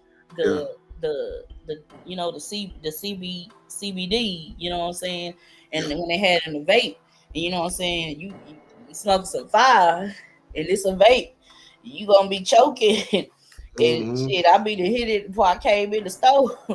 So I walk in the store and people looking at me like, yeah, we gonna beat your ass. Yeah, we gonna beat your ass. That's how I used to look at people like, man, look at me like I got COVID. No, I just hit some fire before I came in. Yeah, I don't care about that fire. I'll take the loaf of bread and go to work. Pow, yeah. Cause and then it's like when you hit it a certain way, you hit it too hard, it's gonna keep going and you can't stop coughing. Yeah, you can't do that. You can't do it right. Yeah, cause that point, shit, I'm looking for shit to hit you with. Yeah, what we got over here? We got a pack of Skittles. I'm about to wear our ass out. We got magazines over here. Yeah, I'm about to wear our ass out over here. Get that shit out of here. I'm still going, and I'm like, damn. I'm even saying to myself, like, damn, stop coughing, and it won't stop. Spray everything. Cause even when my kids had to get that shit, cause they was in the school and shit, and I was half and half about it. You know what I'm saying? And I had got into a huge discussion and a huge argument with my ex-wife over that shit. Cause I'm like, before anything like that, you gotta call me because we don't share the same views on none of this shit.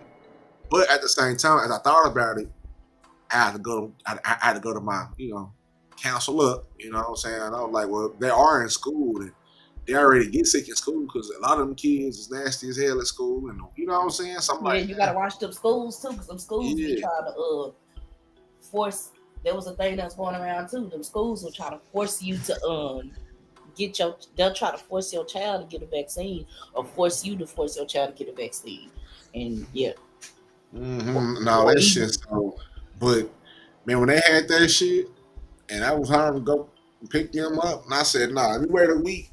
Y'all got that shit, and I ain't got no vaccines on mine. I don't know what's going on. We give y'all a week to air out. Y'all stay with your stay with your mama and all that sick ass shit. Y'all get because I can't be sick. I gotta go to work. I can't afford to be sick. I can't miss no day. Y'all, I ain't getting that vaccine. Y'all don't give a fuck, and I wasn't getting it. You know what I'm saying? But even then, even whenever I seen them a week later, picked them up, and we out chilling and shit at the crib. They out there, any extra cough, sneeze, no matter it was harmless. That shit was harmless, but I'm over here with the goddamn spray. Shh, I saw them down. Hey, your whole area. Yeah, your whole area sprayed. Yup. All that shit getting killed off in the air. I ain't having that shit. All that shit. So, I be paranoid down there because that's how that shit be starting. And I don't fuck with it. And I be damn if I get sick because somebody else and I don't even know who the fuck that person is. Yeah. I would like to control everything around me. So if I can't control my environment, I'm gonna do my best to control everything that's around me, including niggas coughing and shit. I whoop the shit out of somebody. All that extra shit. Karate chop the shit out their ass or something. All that bullshit. I don't want to get coughed on, sneezed on, none of that shit. You know what I'm saying? Ass whooping will commence to happen. And then let me see everything else. Yeah, Valentine origin. He was here for everything else. So yeah, it's the whole show and that shit right there. Then he came in with the breaking news about the drone flying into the shit at Chernobyl. Yeah. Yeah. Yeah.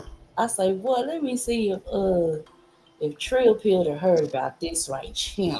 Because this was, and nobody's talking about it like that, like for real. So see, because I gotta cut now.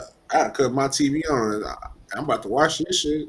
I'm about to make lunch and see what everybody got to say about it. You know what I'm saying? Shit. I be trying to find. I go sometimes offbeat where I find these strange ass topics like weird shit, 100,000 eggs getting missed, divorce hot dog ban, just strange shit. Cause that's my, that's my hobby. I like strange news like that. You know what I'm saying? And shit, sometimes you miss shit like that. See, this shit happened yesterday, and usually, I'll listen to like NPR because NPR is usually good with shit like this. You know what I'm saying? Where it's like this shit just happened over there, and we're gonna tell you about it right now. It's a breaking news. It's an update. But I listened to my NPR shit yesterday, so this shit probably was on there, and that's probably one of the few places besides the CNNs and the MSNBCs and all them shits. But yeah, I'm about to cut that shit right on. I gotta see what's going on over there. yeah, I just need to get better at going live. Like I went live the other night, but it was on some old regular schmegular, like nothing major was happening. It was just a regular old. I was kicking with my homegirl. We went live and yeah. I think I was in there for a few minutes. Now I have to go. Y'all was talking about y'all was in there freaked out. Wait, where you came in there? Because that shit was funny. We was in there. I came out to the trolls. I can't remember what it was, but it was some. Y'all was having some. It was freaked out. I said, "What the hell going on here?" Yeah, because we was talking to the trolls, and the trolls, you know how the troll kind of try to come in and say some off the wall shit and try to freak people out. And I was just in there playing with that. Like it was this one dude. He claimed he was from Atlanta. And he came in there trying to get us to listen to his music, but then it was like his cousin music. And then, when you go live straight from the app, you get a different audience. Mm-hmm. So I wasn't doing it on Restream or StreamYard. So it was just, hey, we were just vibing at that point. It wasn't nothing playing or nothing. Yeah. Shit, I had to get back in the in the rhythm of going live again because I don't know. I had kind of lost the interest in going live and Yeah, you lose interest because you talk about like we talked about last time you went live. You talk about things that are meaningful topics and meaning like shit with substance, and people aren't tuning into substance. They're tuning into the bullshit. Like if you go, I just seen you in them other lives. You know what I'm saying? If you go in them other lives, and that's where all the people at. Where the fuckery going on? Cause I definitely be in there because I'm with all the fuckery. Yeah, When you it's time know to, what I'm saying? You gotta hey, have. when it's time to get the fuckery going, oh yeah, I'm a definitely put gasoline on the fire because I just it's fuckery time. Like I literally have time allotted for bullshit because I See, now it's just a pop. Now went to talk my to me, IG, and talk it's to a me. pop up that just popped up about Texas measles outbreak rises to 48 cases, the state's worst in nearly 30 years. So we got measles going on too. Texas measles. The Texas also got the little flu. What is that? Let me see. Let me go back because it was the other day. It was from last week. And then let me Texas some. got. You know what I'm talking like? Not really talking about, but I be thinking about my partners posted some shit the other day. These niggas in the club. They in the booty club. You know what I'm saying? And I told him, I said, nigga, that's probably the most dangerous place right now for niggas to be. He like, nigga, why is that? I said, cause you don't know where her ass been. She putting the ass all in your face. Putting it all in your face. That bitch might got some shit. Niggas getting sick. Like anywhere where it's an extreme, a certain amount of skin and fluid, sweat, Yeah. skin pores open, niggas eating, niggas drinking, touching, Yeah. slapping the ass. You don't slap the ass, wipe your Mhm. face. You putting hunters on her, and you don't wipe your forehead with the back of your Yeah, because hand. money is the most dirtiest thing ever. It has the most germs because it's so many places. Yeah, hell yeah. So yeah, but I don't know. That's where my mind go with that shit. Even with the measles and everything. Like I think about everything. You know what I'm saying? And it's humorous to me, and it's humorous to people that's around me too. But that's just how my mind goes. I can't help that. I'm a vivid thinker. I think and I speak and I talk colorful. So from 6 days ago, right? It was a Hmm. post on this IG page called Dallas Latest. And it says North Texas faces severe flu outbreak as cases and hospitalizations skyrocket. Flu cases in North Texas are surging, with Children's Health seeing more than triple the cases from early to late January. Hospitalizations, especially among children, are significantly higher than previous years. Low flu vaccination rates, combined with dominant type A flu strains, are contributing to a severe flu season. Health officials recommend hand washing, avoid face touching, cleaning surfaces, and staying home and sick to prevent the spread. And right when I found this, like it was right after my friend had told me that it was something going around at her job. So that's going around. We got Yeah, and that's measles. and I want to say around like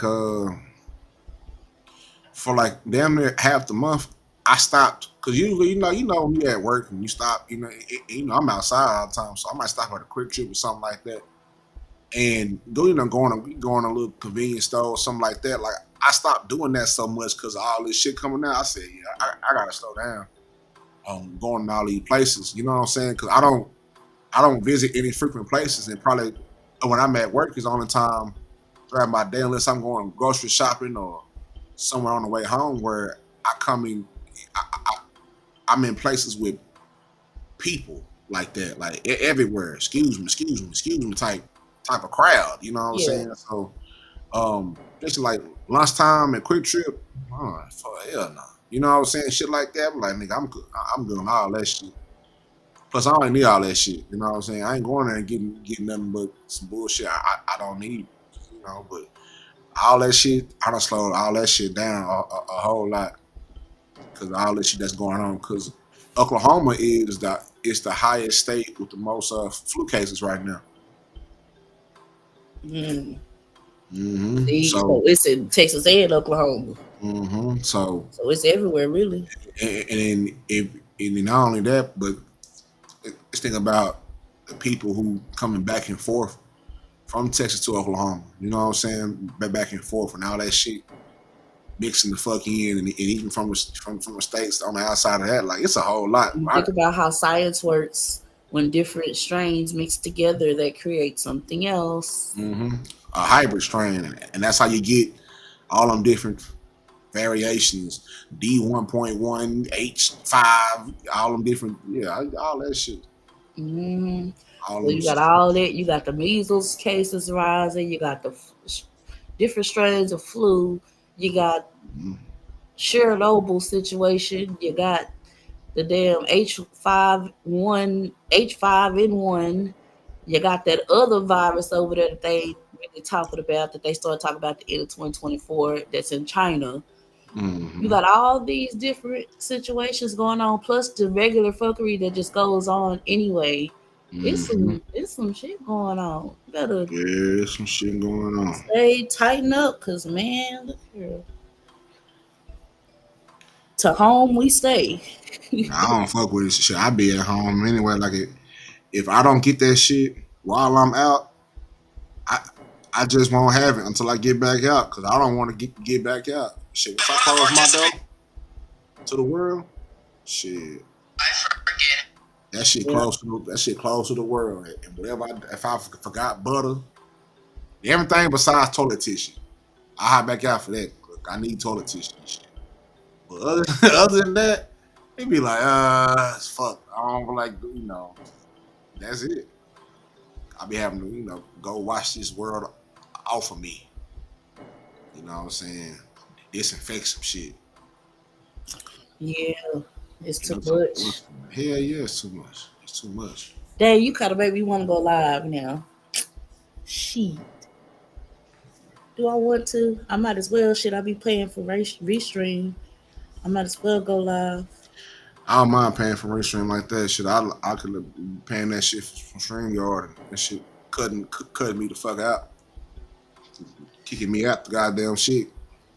Yeah, for me, Restream works better when you're on a laptop. It doesn't work that good for mobile devices, and I recently learned that.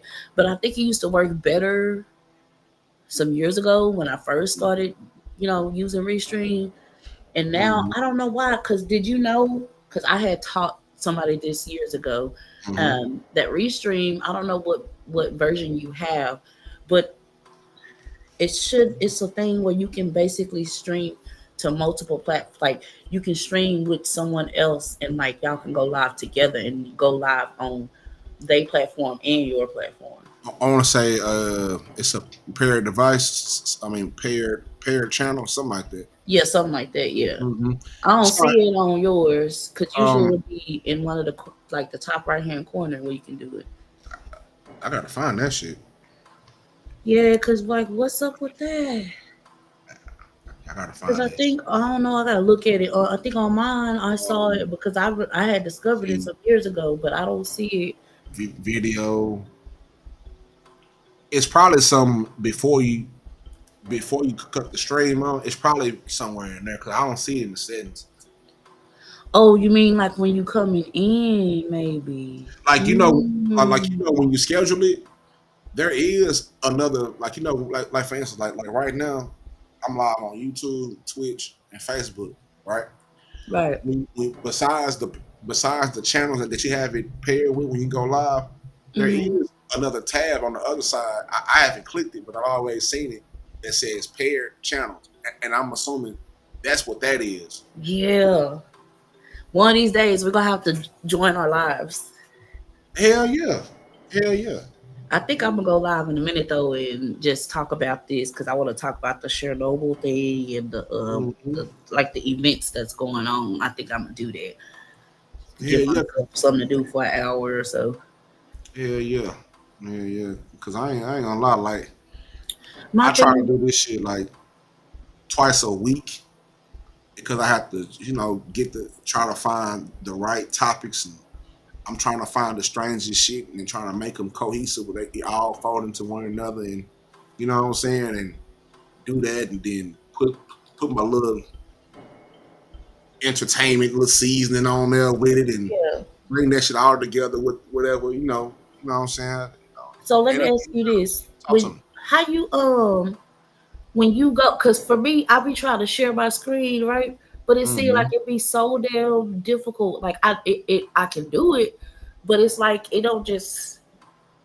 It should be one thing, like one like I guess screen that you should be able to share and just use that. But it seems like every time I share, I have to keep opening a new and sharing again. Like I don't know why.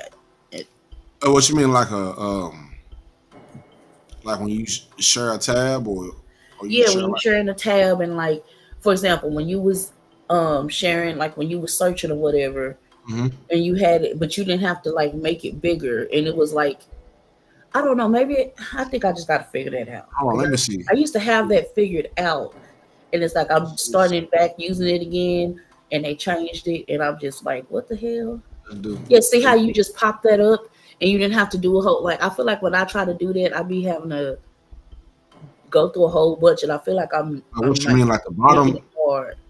the bottom part? Because see, these are just like the formats. Yeah, but see how you just went into it and it just popped up and you didn't take time to open it up and say, "Ooh, I'm finna share this." Like it just was there. I have Mm. to figure out how I did it because the format stuff I understand, but it's like Right. having that when you want to share your screen, how it just goes right to it and not you're not having to go through all of this extra shit to share. Mhm. Yeah. Well, anywho. Yeah. I'm gonna figure it out. I think I'm finna just do an impromptu live right quick. I ain't even gonna plan it because I feel like when I be planning it, it's just better when you do. Sometimes when you do impromptu, because it's like it's more genuine. Hell yeah. It flows. Yeah. Hey, but keep in contact with me though. We can collab. I was trying to get some other people to collab and just do some other. You know what I'm saying? Do Yeah. some other shit, and and try to figure out something. Figure out some other ways of Some conversation. further different from the norm of what we Hmm. see in our Hmm. uh what's the word? I don't like the sector shit. I don't like I using don't, that I word. don't like it either. I don't even think about them niggas. So I just, what I'm saying? I just do my own shit. I don't even think about it because I think sometimes with that sector shit, or when you, like, I don't Me know, too. or maybe it's just me because I don't like being put in a bubble. I don't like Yeah. being put into a box because I've never thought like that. I don't think like that, and I don't want to be associated in groups with niggas I didn't choose to be associated with. So Yeah. because it's obvious like a few of us don't share like minds, which is okay, but in a sense of with people, when it's more people that do something different than other than the ones who do something different, kind of get shadowed some. And I think a Yeah. part of that is just Not being go along to get along. it's what it is, and a part of that falls on us because it makes us feel discouraged about what we got. You Yeah. know what I'm saying? And it Yep. puts something like, damn. So that's my whole thing. Even with doing this, like, yeah, it's gonna be different. Like, it's like this. The shit that used to be praised, like being an individual, having a free thought of being different. Now that shit is looked at as not quote unquote the norm. When we got people who want to do the same shit, everybody doing the same shit, everybody talking about the same shit, and it's an ecosystem that they feed off of. But if you're not like them niggas, you're not gonna feed off that because you don't fit in with them. You know what I'm saying? And it's Yeah. all about trying to create the ecosystem where we can feed off each other. You know what I'm saying? Whether it's off of content, whether off personality or something, just finding it's the whole finding the tribe shit. You know what I'm saying? And Yeah, because it's cool to have that, mhm. that outlet of type of content. You know what I'm saying? Where you just vibing out, you watching the fuckery, you're watching the circus, you're watching the show. But it's like, how much of that can you do every day from panel to panel if everybody doing the same thing? Like, right. It gets. And I used to hate that shit. I used to hate it. You know what I'm saying? I don't like it, but I understand it. It's once I thought about it in a different perspective, right? I thought about it like this. Like with TV, right? With TV, it's different channels for different shit. Yeah. I'm gonna watch ESPN for sports because I want to see sports. Some people want to watch Zeus because they want that ratchet shit. Some want to watch animals because they like animals. Some, you know what I'm saying? So there's a lane for all this shit. It's just that sometimes you're not in the right lane. That's why I say we can't all the way blame these niggas now on a larger scale of society and how society views content. Yeah, it's fucked up. It's the same thing with music. You know what I'm saying? You're gonna have to sift through a bunch of bullshit to find the good music, because there's so much bullshit out, and it kind of makes you go back to the old music because back then the music was cared about because the art form was more important than just putting shit out that would just mean nothing. You know what I'm saying? It wasn't just about the beats and who gonna shake their ass and do a TikTok. Yeah, like it was everything. It was the art of it. It was from everything, from the beat, from the lyrics, from what they was gonna say, and certain artists, and the message, and that lane still to exist. Like there was a reason why back then you had the Queen Latifahs and the MC Lights and all them, but you still had the Adina Howards. You know what I'm saying? And things of that nature. You still had them, but everybody respected everybody else's lane. You know what I'm saying? Like you wouldn't see Adina Howard trying to be MC Light. It's not her lane. Now, can she rap? Yeah, she can rap her ass off, but she don't want to rap about none of that shit. She want to rap, you know what I'm saying? So yeah, then that's kind of crazy because then you mentioned MC Light, and then they tried to switch her up later on, you know, because it became sex sales. So then we, tried to show her body and all of that stuff. And so think about all that shit now, and even earlier I'm talking about how everything's so freaked out. It's because everything is so freaked out. You know what I'm saying? Like it ain't even like being raunchy. It used to be a thing when niggas used to. Not the first time I heard Trina, it was like, you know what I'm saying? Oh my god, that bitch was crazy. Or hearing, Uncle Luke or anybody that said some raunchy shit. Trina went hard when she first came out. I remember. Ludacris or something like that. Anybody that has some vulgar freaky shit. Now it's like it's the norm. Yeah. You know what I'm saying? It's the norm, like to it's where like people dead horse. Yeah, and it's like I'm somewhat, although I freaked out. Like I still watch women twerk because I love women, but I'm desensitized to it because I see it everywhere. I see butt naked ass women everywhere. You used to have to work to see a woman butt naked. You don't now. Yeah, like me, I know. Like some people be like, leave something to the imagination. It used to be there, but now shit, you could just go on Instagram, Twitter. Yeah, go to the store and see a girl with a damn lace, whatever on. Like, man, I went to the store the other day, man. We had on some shit. I was like, I didn't even look at her. I said she freaked out. I took like 2 looks. It's like multiple meanings because it's like you freaked out because you like, wow, and then you freaked out because you just. I've seen enough freaky shit, so I'm freaked out. Like I'm and you extra freaked out because you're not having no self-awareness of what you looking like. You know what I'm saying? Like it's one thing to be whatever, a beautiful woman and have a curvy figure or just whatever, curvy figure, skinny, it don't matter. It's just a matter of you outside your house now. You know what I'm saying? Like that shit is freaked out to me because you might walk by some kids. You know what I'm saying? Like you might walk by anybody and you out here like that, you freaked out. You know what I'm saying? But let them tell me you trying to control them, and you can't tell me what the where you if you out here with. I look the fuck good.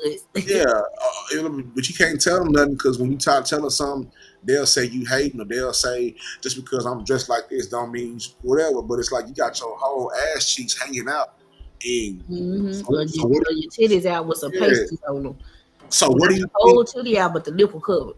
Yeah. So what do you think people gonna treat you like if I'm a man and I see you with your whole ass? I'm thinking like, well, shit. I mean, she got.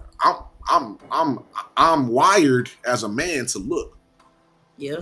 I'm gonna look twice. Yeah, I'm a woman and I look. I'm gonna look like. I ain't gonna look more than 3 times. At that point in my mind, I don't want to be freaked out. So I'm gonna look the initial look, and then I'm gonna look again, and then I'm good. You know what I'm saying? Because I don't want to be freaked and keep looking. Because some niggas get weird because they freaked out. And they keep looking. Yeah, they'll go over like, damn, baby, you got your, you know what I'm saying? I don't want to be that nigga with the damn baby and try to, because then it get weird. You know what I'm saying? What's your name? What's your name, baby? God damn. What's your IG? Let me get at you. Yeah, let me get you. Yeah, and that's how you get burnt. That's how you get burnt. You know what I'm saying? And things of that nature. So, but hell yeah. But anyway, that's on a tangent, but. A whole other conversation. Another conversation, but yeah, but for sure. I was trying to get with somebody about some content. I gotta ring this y'all up. I got so many ideas. I just gotta sit down and write them all out and print them all out. We definitely need to collab on some shit. You know what I'm saying? And do that paired channel shit. If you figure that shit out. Yeah, for sure. For sure. But hell yeah. Hell yeah. I appreciate you for sliding through the Trill World Order. You know what I'm saying? You know, you're always welcome here. You know what I'm saying? You always bring something to the table. That's what we need over here. You know what I'm saying? Yes, sir. sir. You know what I'm saying? So, yeah, I appreciate it. No, it was no problem. It was it's like when you go around and you see the same thing, the things that we see, it's somewhat refreshing to go somewhere and be able to, because you be on the same shit that I be on. Because like it's like a lot going on out here that we could be talking about and like making people aware of than the fuckery. Like you can have the fuckery, you can have a regular normal life, but you also got to have some substance. Because like if you don't have no substance, then like what is we doing? Like yeah, and that's the part where I'm just trying to master at this point of content creation is the entertainment part. Because I don't see myself as an entertaining nigga. Like I can be entertaining, but majority of the time I'm not an entertaining nigga. So I come off as very boring because I'm a boring ass person. I don't be doing a lot of shit. You know what I'm saying? And then when you start trying to conjoin, like add some of that stuff to your thing, then you get that audience, and then it'll be hard for you to push the information that you want to push because they don't always want that. And that's why I kind of work within the realms of my shit. Well, what's entertaining to me? I think when you get caught up in trying to entertain for the people, I feel like that's when you lose what your initial shit is. Like I done seen a lot of people who got caught up in that shit where when they first, and I always try to remind people, like, you have to remember when these people first came on and what they say they was here for. You know what I'm saying? Majority of them ain't doing what they said they was here for. Yep, and I got caught up in it. I ain't gonna lie. When I first started going live, I was one of those. Shit, I did too.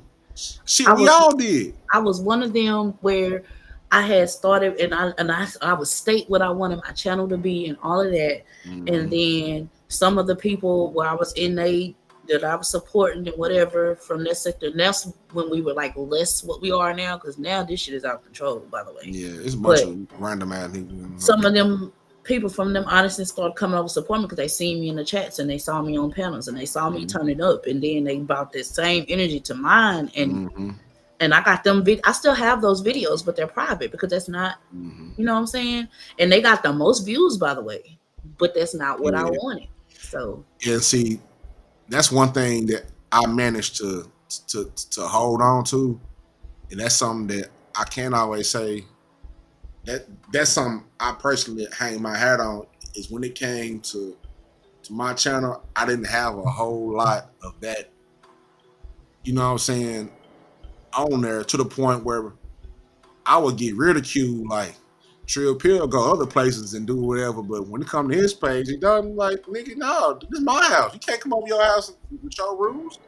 You know what I'm saying? Yeah, like, you know what I'm saying? And that ain't this. Yeah, and they had a problem with it, and that's cool. I wasn't tripping about that, but like I would tell him, this shit started, even with this Trill shit, it didn't start online. It started in my mind. Like this shit was a thought from inception and read out and planned out from some shit that I was going through, and I had to find a way to transmute that energy into something positive. You know what I'm saying? So it's a whole different thought process. Then I was just going live, and I was in the chat, and somebody said, you know what I'm saying? And a lot of these channels started from, they all have a similar, the origin of it, which is I was in the chat, somebody said something about me, and then I did, you know what I'm saying? Then I made a channel. I'm gonna go pop my shit on my channel. Yeah, I'm gonna pop my shit. Yeah, so I ain't no pop my shit type of channel. Like a lot of the shit that I've done, that I do, niggas are still steps behind. Where to the point where only thing I'm lacking now is the audience. Everything else is on autopilot, from how it looks, how I wanted it, things, how I want to be viewed. It's just, I just need the people, and it'll come. Exactly. And for a long period of time, I didn't do it. And I also tell the same thing to other people, to other content creators, that, you know what I'm saying, like you or other people like that, where we all gotta put together this knowledge of our journeys of content creation to build on our knowledge, because it's different when you don't get as many views, when you don't get drunk off that, because you gotta be down there insane, not insane, to keep going. Like, you know how many videos that I've created, that you probably created, that was dope ass videos, but didn't get what you thought it deserved, and you know the type of, or you see somebody do the same topic, or other bigger creators do the same topic, and they get more views. And so. And I told my partner, my partner was the one that told me, like, nah, nigga, that shit, you know what I'm saying? Like, nigga, keep going. What you doing? Why you know what I'm saying? So it's like, once you start seeing people who really fuck with you on that note, I tell people this all the time, like, it really takes a sound mind to create something like I done created some dope shit. Like, I done created down 1,000 videos from off mental health and putting it in, putting my own sauce on it, and doing this and doing that, or just me driving to work and me having a thought, you know what I'm saying, or just random thoughts that I have that I document, or, you know what I'm saying, shit like that I feel like, man, I gotta put this shit on a video, and it don't get what I thought it'd get. Then I have to get my mind out of comparing myself against it's discouraging. You get discouraged, and you not want to do this shit, and you not, you know what I'm saying. And it was just recently, in the last 6 months, where I was like, shit, it's time to turn this shit up again. And that's why I created this other thing, this other Trill World Order, where it's like, okay, well, now that we lay down the foundation of who we are, what we're here for, or whatever, now it's time to expand. What else do I like? I like strange news. I like music. I like this and that. So now we got to find a way to bring that shit all together and create a show from it. And that's, you know what I'm saying? And then go from there. You know what I'm saying? And that's dope to me. And I love doing this more than I did the regular Trill shit, because the other shit was kind of serious. When you get serious with niggas and you get real introspective with niggas, a lot of people ain't ready to dive down that road of. I was on the panel with Perp the other night talking about this. Like, when you get serious and you start wanting to have, when you start creating content that puts a mirror in front of people where they have to look at themselves because you're looking at yourself. Niggas get scared of that shit. Niggas don't want to see that shit. Niggas get scared of looking in that mirror and looking into their soul and actually trying to find a way of doing something like that and putting it out. Niggas get shook and they run back to the simple shit because it's comfortable. Yeah, I like. easier. And I like being uncomfortable. I like doing uncomfortable shit because I know that I'm gonna learn from it at the end of the day. You know what I'm saying? And everything else is gonna fall in place. You know what I'm saying? So I say that to you, you know what I'm saying? Anybody else, like, shit, we gotta keep creating because a part of this shit that's going wrong is people with the talent or the different mind, like the whole different thoughts, feel discouraged to do this shit because shit, niggas kind of feel flushed out. And niggas just give in, you know what I'm saying? Fuck this shit. Ain't nobody, fuck that. You gotta keep going. Keep going. Yep, I ain't gonna keep doing this. Like, yeah. Mm-hmm. Like, I gotta make my little thumbnail. I'm going to make my little thumbnail right now. Shit. Mm-hmm. Yeah. I gotta keep going. So, shit, that's, you know what I'm saying? Then, shit, once you do that, and you put it out there, it's out there, then you do it again. Yeah, just keep doing it, and then eventually, shit. You know what I'm saying? Or you keep doing it, and on the same thing, you keep learning. Like, I learned some shit the other day that I gotta look up search engine optimization and shit like that, because I think I'm trying to make my own. I ain't gonna say it on here, but I ain't gonna say all on here. But, yeah. I know what you're talking about. And all the extra shit. So it's like me in a process of trying to do that and take this to the next level, because I'm watching people like the 85 South show. Yeah, they started on YouTube, but now they house their own shit. You know what I'm saying? On their own app. That's my goal. I gotta, you know what I'm saying? I gotta have my own app, own website, and house my own shit. Because if you control the platform, you control everything about it. Yeah, you control your algorithm. You control everything. Yeah. If nobody else is controlling your algorithm, they can't fuck with it. And you know what I'm saying? And that puts a divide between you and the main platforms. That's why they able to take 30-40% of what you make on here. You know what I'm saying? Because, well, you don't own the platform. Regardless of how dope you are as an artist, we gonna tax that ass. We're gonna tax it's another way of getting pimped. Mm-hmm. So that's my whole thing. But yeah, that's a whole different topic for another day. But yeah. But I appreciate you sliding through. You know what I'm saying? And like I said, shit, we'll link up and get this shit cracking real soon. I gotta mention some other people too. You know what I'm saying? Trying to shake some shit up. I'll shake this shit up. Got to. Yeah. You know what I'm saying? To shit. At a certain point, if you've been watching like I've been watching, these niggas is in a spiral and they keep reoccurring. They about to crash out. And one of my biggest things, and I posted this shit like a couple months ago, is let the crash outs crash out. And that's the other thing about creating as well. Once you start getting back in the rhythm, you'll just start doing shit. Like my creative shit go way beyond YouTube and video content. I might think about a certain slogan and say that shit and hit this up and do this and put this shit on camera and just put that shit out. It might be an image. It might be a point of view. I started doing more intentional IG stories. Just like everything has to be intentional. You know what I'm saying now with this content shit. So, but they crashed now over it. Should they bringing up old shit? And when you keep bringing up old shit, that means they running out of shit. This shit running out over there. It's dry. It's getting dry. Yeah, it's only so many. It's only so many times that you can keep saying and doing the same things. Yeah, it's kind of like it's kind of like dope. At one point, the shit was pure. When you step on it one time, okay, the shit might still be out there on the block, and it's gonna sell. If you step on it 2 times, okay, you know what I'm saying. But every time you step on it, you are diluting the pureness of it to the point where even the fiends gonna say, nigga, this shit ain't hitting like it used to. What happened? You know what I'm saying? It's the same shit. So that's how I view it. Like, you know what I'm saying? But at the same time, when that shit get to a head, as many of them go to other places looking for different sources of entertainment, if they fuck with this, they'll be over here. Look, I'm finna see you just real quick. Just real quick, I'm finna see you this while we on your live. This thumbnail that I just created, and then you tell me what you think about it.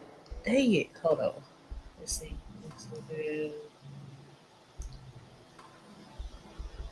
Let me see. Which one is the one that you responded to recently? Because you got two of them in. I actually have about three. I got about three of them. But that main Trill Pill page is the one I operate out of at all times. That Trill Pill gaming page is on some different shit. I think this is what I just sent it to you. Okay.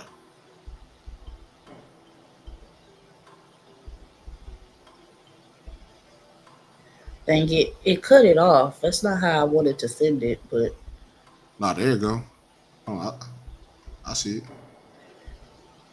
But it basically has all of it there. But yeah, that's what I just did. Yeah, hell yeah. Hell yeah.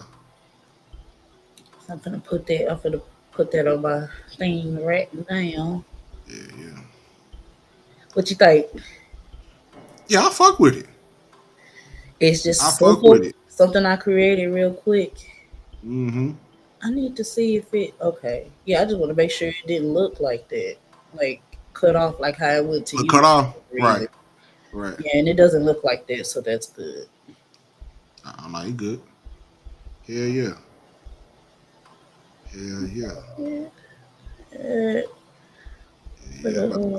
Email that to myself. Make me a motherfucking burger. Yeah, I don't. It's lunch time around this bitch. Man, I ain't even. Make me a burger, man. See, that's the other thing is when I do like the weekend shows, they're a tad bit longer than the weekday shows. This one I'm doing 2 a week, so I'm doing one during the week and one on the weekend on Saturdays. And but on the Saturdays, the way I motivate myself to do this shit is, nigga, we ain't gonna eat till this show get done, nigga. Get your ass up, you know what I'm saying? Do my normal shit. We ain't gonna eat. We gonna eat till the show get done, nigga. That motivates me because niggas want to eat. They want to eat. I had my mushroom coffee to start my morning off. Hey, I need some of that shit. I gotta find some of that shit. Yeah, you just go to Rise. Look, I'll even send you the damn discount code. Hold on. Yeah, send me the discount code. Yeah, hold on. Discount code. Yeah, send that. Let's see, Rise. Because it's like a code that you can send. Let me see. Make sure that I'm logged in this thing. The website is weird as hell, but yeah, it's like it's a good website, but it's like sometimes it's like tricky to try to figure out how it goes. Let me see. Okay, copy the link. Go back over here to IG, and there it is. Okay. I just sent it. Yeah. Hey, I've been seeing. Yeah, I'm about to buy some of this shit. I've been seeing it, but I ain't. You know what I'm saying? Yeah, when I say it, read up on it and look at all the what's it called? Like benefits. Keto friendly. Okay. And it does. It's and after you take it for like, I want to say a week or two, you can see the difference. Okay. You can definitely see, like, it helps with the brain function. Like, oh man, let me see. Okay, is this what I want to do? Okay. I definitely need help with brain function because it helps with the digestive, all of that stuff. The energy. Yeah, I need some of that shit because I need brain function. Cause, you know, I got a little bit of CTE. I play football. Got CTE rolling around up here somewhere. I got some CTE rolling around. So I stay. Yeah, I got some CTE. Yeah, got the CTE. Man. Shout out to all the CTE, ESPN niggas out there. Yeah. I'm gonna get on that. I'm about to close this shit out. Gonna make me some hamburgers. And shit, like I said, we'll link it up. We'll figure it out. You know what I'm saying? We might have to go ahead. Got to get a powwow going. Got to get a powwow. Figure out what the hell you want to do with this shit. Figure it out. We'll figure it out. We definitely got to get a plan, and hell yeah. So it'll be, you know what I'm saying, somewhat put together. Hell yeah. Well, I can't. I don't like this cropping shit. It ain't cropping for me the right way I need it to crop. But anyway, it's been real. I appreciate you having me up. Hell yeah. And it's always a vibe when I come over here. Absolutely. Trill World Order. I dig that. Nothing but vibes with the Trill World Order. Tell a friend. Tell a friend and tell a friend, God damn it. You know what I'm saying? We want everybody over here. Aunties, uncles, friends. Tell them what she, especially for the ladies, you gotta tell them. I tell my partner to tell his auntie. I said, hey, last time I was around your auntie, she gave me a long front hug. So she liked me. So tell her that I'm doing, I told him that. He said, nigga, I want to fight you. I said, that's cool. But tell your auntie, though. Tell your auntie, you know what I'm saying? Tell her come over here. Tell everybody to come over here, man. Come see what I'm cooking over. That's really important. You know what I'm saying? I can't force nobody to stay, but you at least gotta get your little Costco, Sam's Club sample. Let's see if you like that shit. If you like that shit, buy into it. You like it, I love it. That's all. You know what I'm saying? So yeah, but I appreciate it. Like I said, I'm gonna do my best to always provide a vibe, make people feel comfortable to the platform. I want a comfortable platform. I don't want, you know what I'm saying, people to feel uncomfortable. We want people to be comfortable so they can, you know, and be themselves, whoever they are, and talk this good shit, point, you know, gumbo this shit. So yeah, I appreciate it. Most definitely. Already. It's been real. I'll holler at you. Already.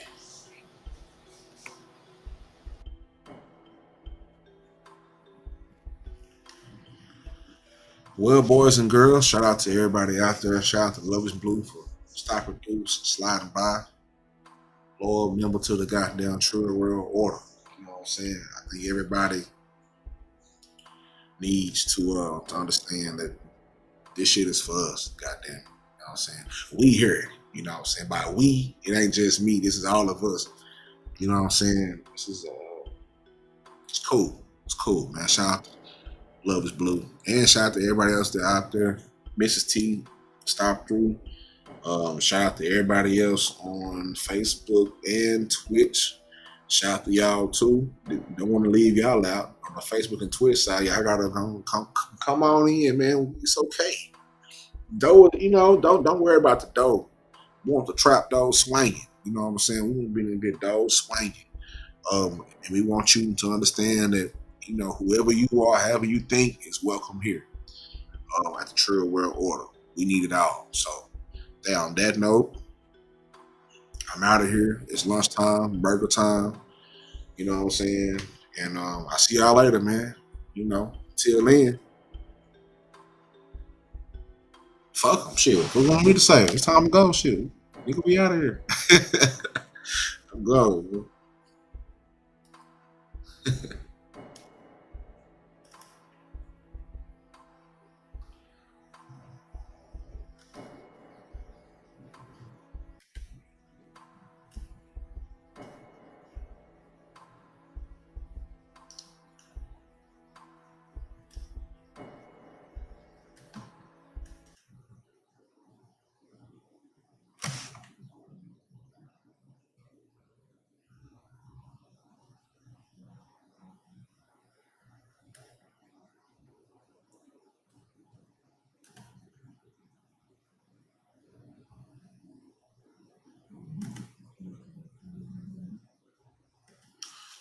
I lied. I ain't gone yet.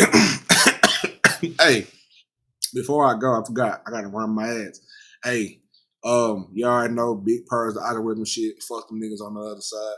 And also, make sure also on the Trill digital page, sometimes and on Twitch too, I do a little video game therapy. I might go live tonight. You know, I like my video games, my gaming shit. And, you know, that's how I, you know, decompress from whatever the fuck is going on in the world. So if you would like to involve yourself and get involved with the video gaming and shit like that, fuck with me. You know what I'm saying? If you would like to, you know, try me and get your motherfucking muffin cracked, fuck with me too on that note. You know what I'm saying? But at the most, though, we just want to, you know, is what I want to do over here on this platform. I want to, you know, bring all my outside interest in with the foundation of mental health. So we all about chilling and having conversations through these avenues, that vehicles, and using these vehicles such as content creation and video games and whatever the fuck we talk about to do this shit. So video game therapy, it's a playlist. So if you want to check out the previous episodes of video game therapy, it is on there. I'm doing it all. I'm also doing some other shit, but for right now, man, y'all make sure y'all stay tuned for that. And also make sure you follow me on all platforms. And if you smart, you would notice that in my profile picture, there's a QR code. It's also one on the bottom right-hand corner, but I keep this one up right here. If you take your phone and you do what you're supposed to do with QR codes, it's going to take you to every platform that I'm on. Make sure you go to hit that QR code and you go and you follow me on everything. Instagram, Twitter, Facebook. I also sell ceramics from time to time. So if you need ceramics, I got a plug on the Funko Pops. If you need some, I'm a Funko Pop seller. I'm working on my authorization and all that shit right there. And if you just like dope content, I'm also into art. So I also sell art. So if you like art and shit like that, fuck with me too. And if you got some art to sell, fuck with me too. That's how it goes on. I also make sure you get in touch with my family, One of One Furniture Restoration. One of One Furniture Restoration. The next episode I get on here, I'm going to have a whole overlay for him. And that's also a sponsor of the Trill podcast. It's not just W or anything else. It's also One of One Furniture Restoration. So if you are in a DFW Metroplex and surrounding areas, if you have a chair that's kind of old, but you want to keep it, but you need it functified, you got a little couch that you want to throw away, but you don't want to throw it away, you just want it functified. If you got a little piece of a side of a table or a little side table or some that you want functified, One of One Furniture Restoration is here for your needs. So get in contact with him. Matter of fact, before I go, I know we all the way in. Let me pull this up real quick so you can get a visual of what's going on. One of One Furniture Restoration. Get in contact with that. You know what I'm saying? If you have any electrical needs, you need something hooked up, TVs mounted, something like that, get in with me. I got somebody that'll do that. You know what I'm saying? As long as you paying good, you know what I'm talking about, get that hooked up. Get in with me. You know what I'm saying? Get in with me. You know what I'm saying? We want to make sure that, you know what I'm saying, we do this shit. Not only are we here to create content, but we also are here to drive commerce within our community. So if you need somebody to hook your shit up, I'm going to send you right to my nephew, and I get you the contact. If you need the TVs up, shit, if you want a motherfucking, whatever it is, I'm pretty sure he can goddamn do it. Very talented, very gifted electrician. Knows what the fuck he doing with them wires. You understand me? Know what the fuck he doing with them wires. Great work. I need to get in with him so I can I gotta create him some logos and shit for him. I gotta get in with him. I'll get in with him on that note. So I gotta make sure we get that off too. So yeah, got covered. One of One Furniture Restoration. As you can see, let me go over here, bring this page up. I almost forgot the ads. Can't forget the ads. You know what I'm saying? I'm gonna create an overlay for all this shit too. So I get off of here, make them hamburgers. So here it is, 101 furniture restoration. That's how it looks. That's how the logo looks. You click the page. As you can see, we going down. As you can see right here is all the information that you need, the address that you need, the email that you need. Send him an email. You know what I'm saying? Send him an email. He'll get it. You know what I'm saying? You know, shit like this, chairs, tables, bringing them back to life. Bringing them back to life. And that's how it got to do. You know what I'm saying? Niggas is getting hands-on with anything. So, like you said right here, don't throw it out. Give us a shout. Right here. I'm going to highlight some of y'all. Yeah. But anyway, you know what I'm saying? Don't throw it out. Give us a shout. You know what I'm saying? So, make sure that if you need, I'm talking about anything, stool, bench, if it's a little bench for you to get spanked on, because I know some of y'all ladies at these freaks, y'all got the little shit where you know, where you bend over and get spanked on. If you want that functified, holla at my bro. You taken care of. You know what I'm saying? We are trustable. We are well trusted, well respected, well connected. You're safe. You know what I'm saying? No weirdo shit. Like them other niggas, I know you're tired of going to them because they don't do good work and they be, you know what I'm saying? You won't have to worry about that over here at 101 Furniture Restoration. You know what I'm saying? Your shit is going to be in good need and quality work. And if you got any, you know, inquiries about that, you see the information right here. 101 Furniture Restoration. The IG page will be up soon. We getting everything, you know, getting it all going. But don't throw it out. Give us a shout. DM for any questions or quotes. 101 Furniture Restoration. Now we can end the show. Thank you for watching. This is the Trill World Order, the greatest motherfucking show you never knew existed. Go tell your mama and your auntie. Not that auntie. You tell her too, but the other auntie. The other auntie, the one that everybody knows is fine as hell. Make sure you please go tell her that it's a handsome, bald black man talking about the, you know, we popping that shit, baby.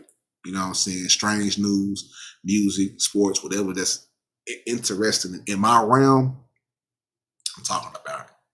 Until next time, boys and girls, men and women, niggas and niggettes, crackers and crackettes, SA and S-its. I'm out of here. I love y'all. Y'all be good out there. Stay safe. Stay prayed up. Defy the norm. Fuck them niggas over there. Mind your mental. Make America Trill again. And some more shit I can think of. I'm gone. I'm out of here. God damn it. I'm out of the words to motherfucking say. I'm gone. Dunzo.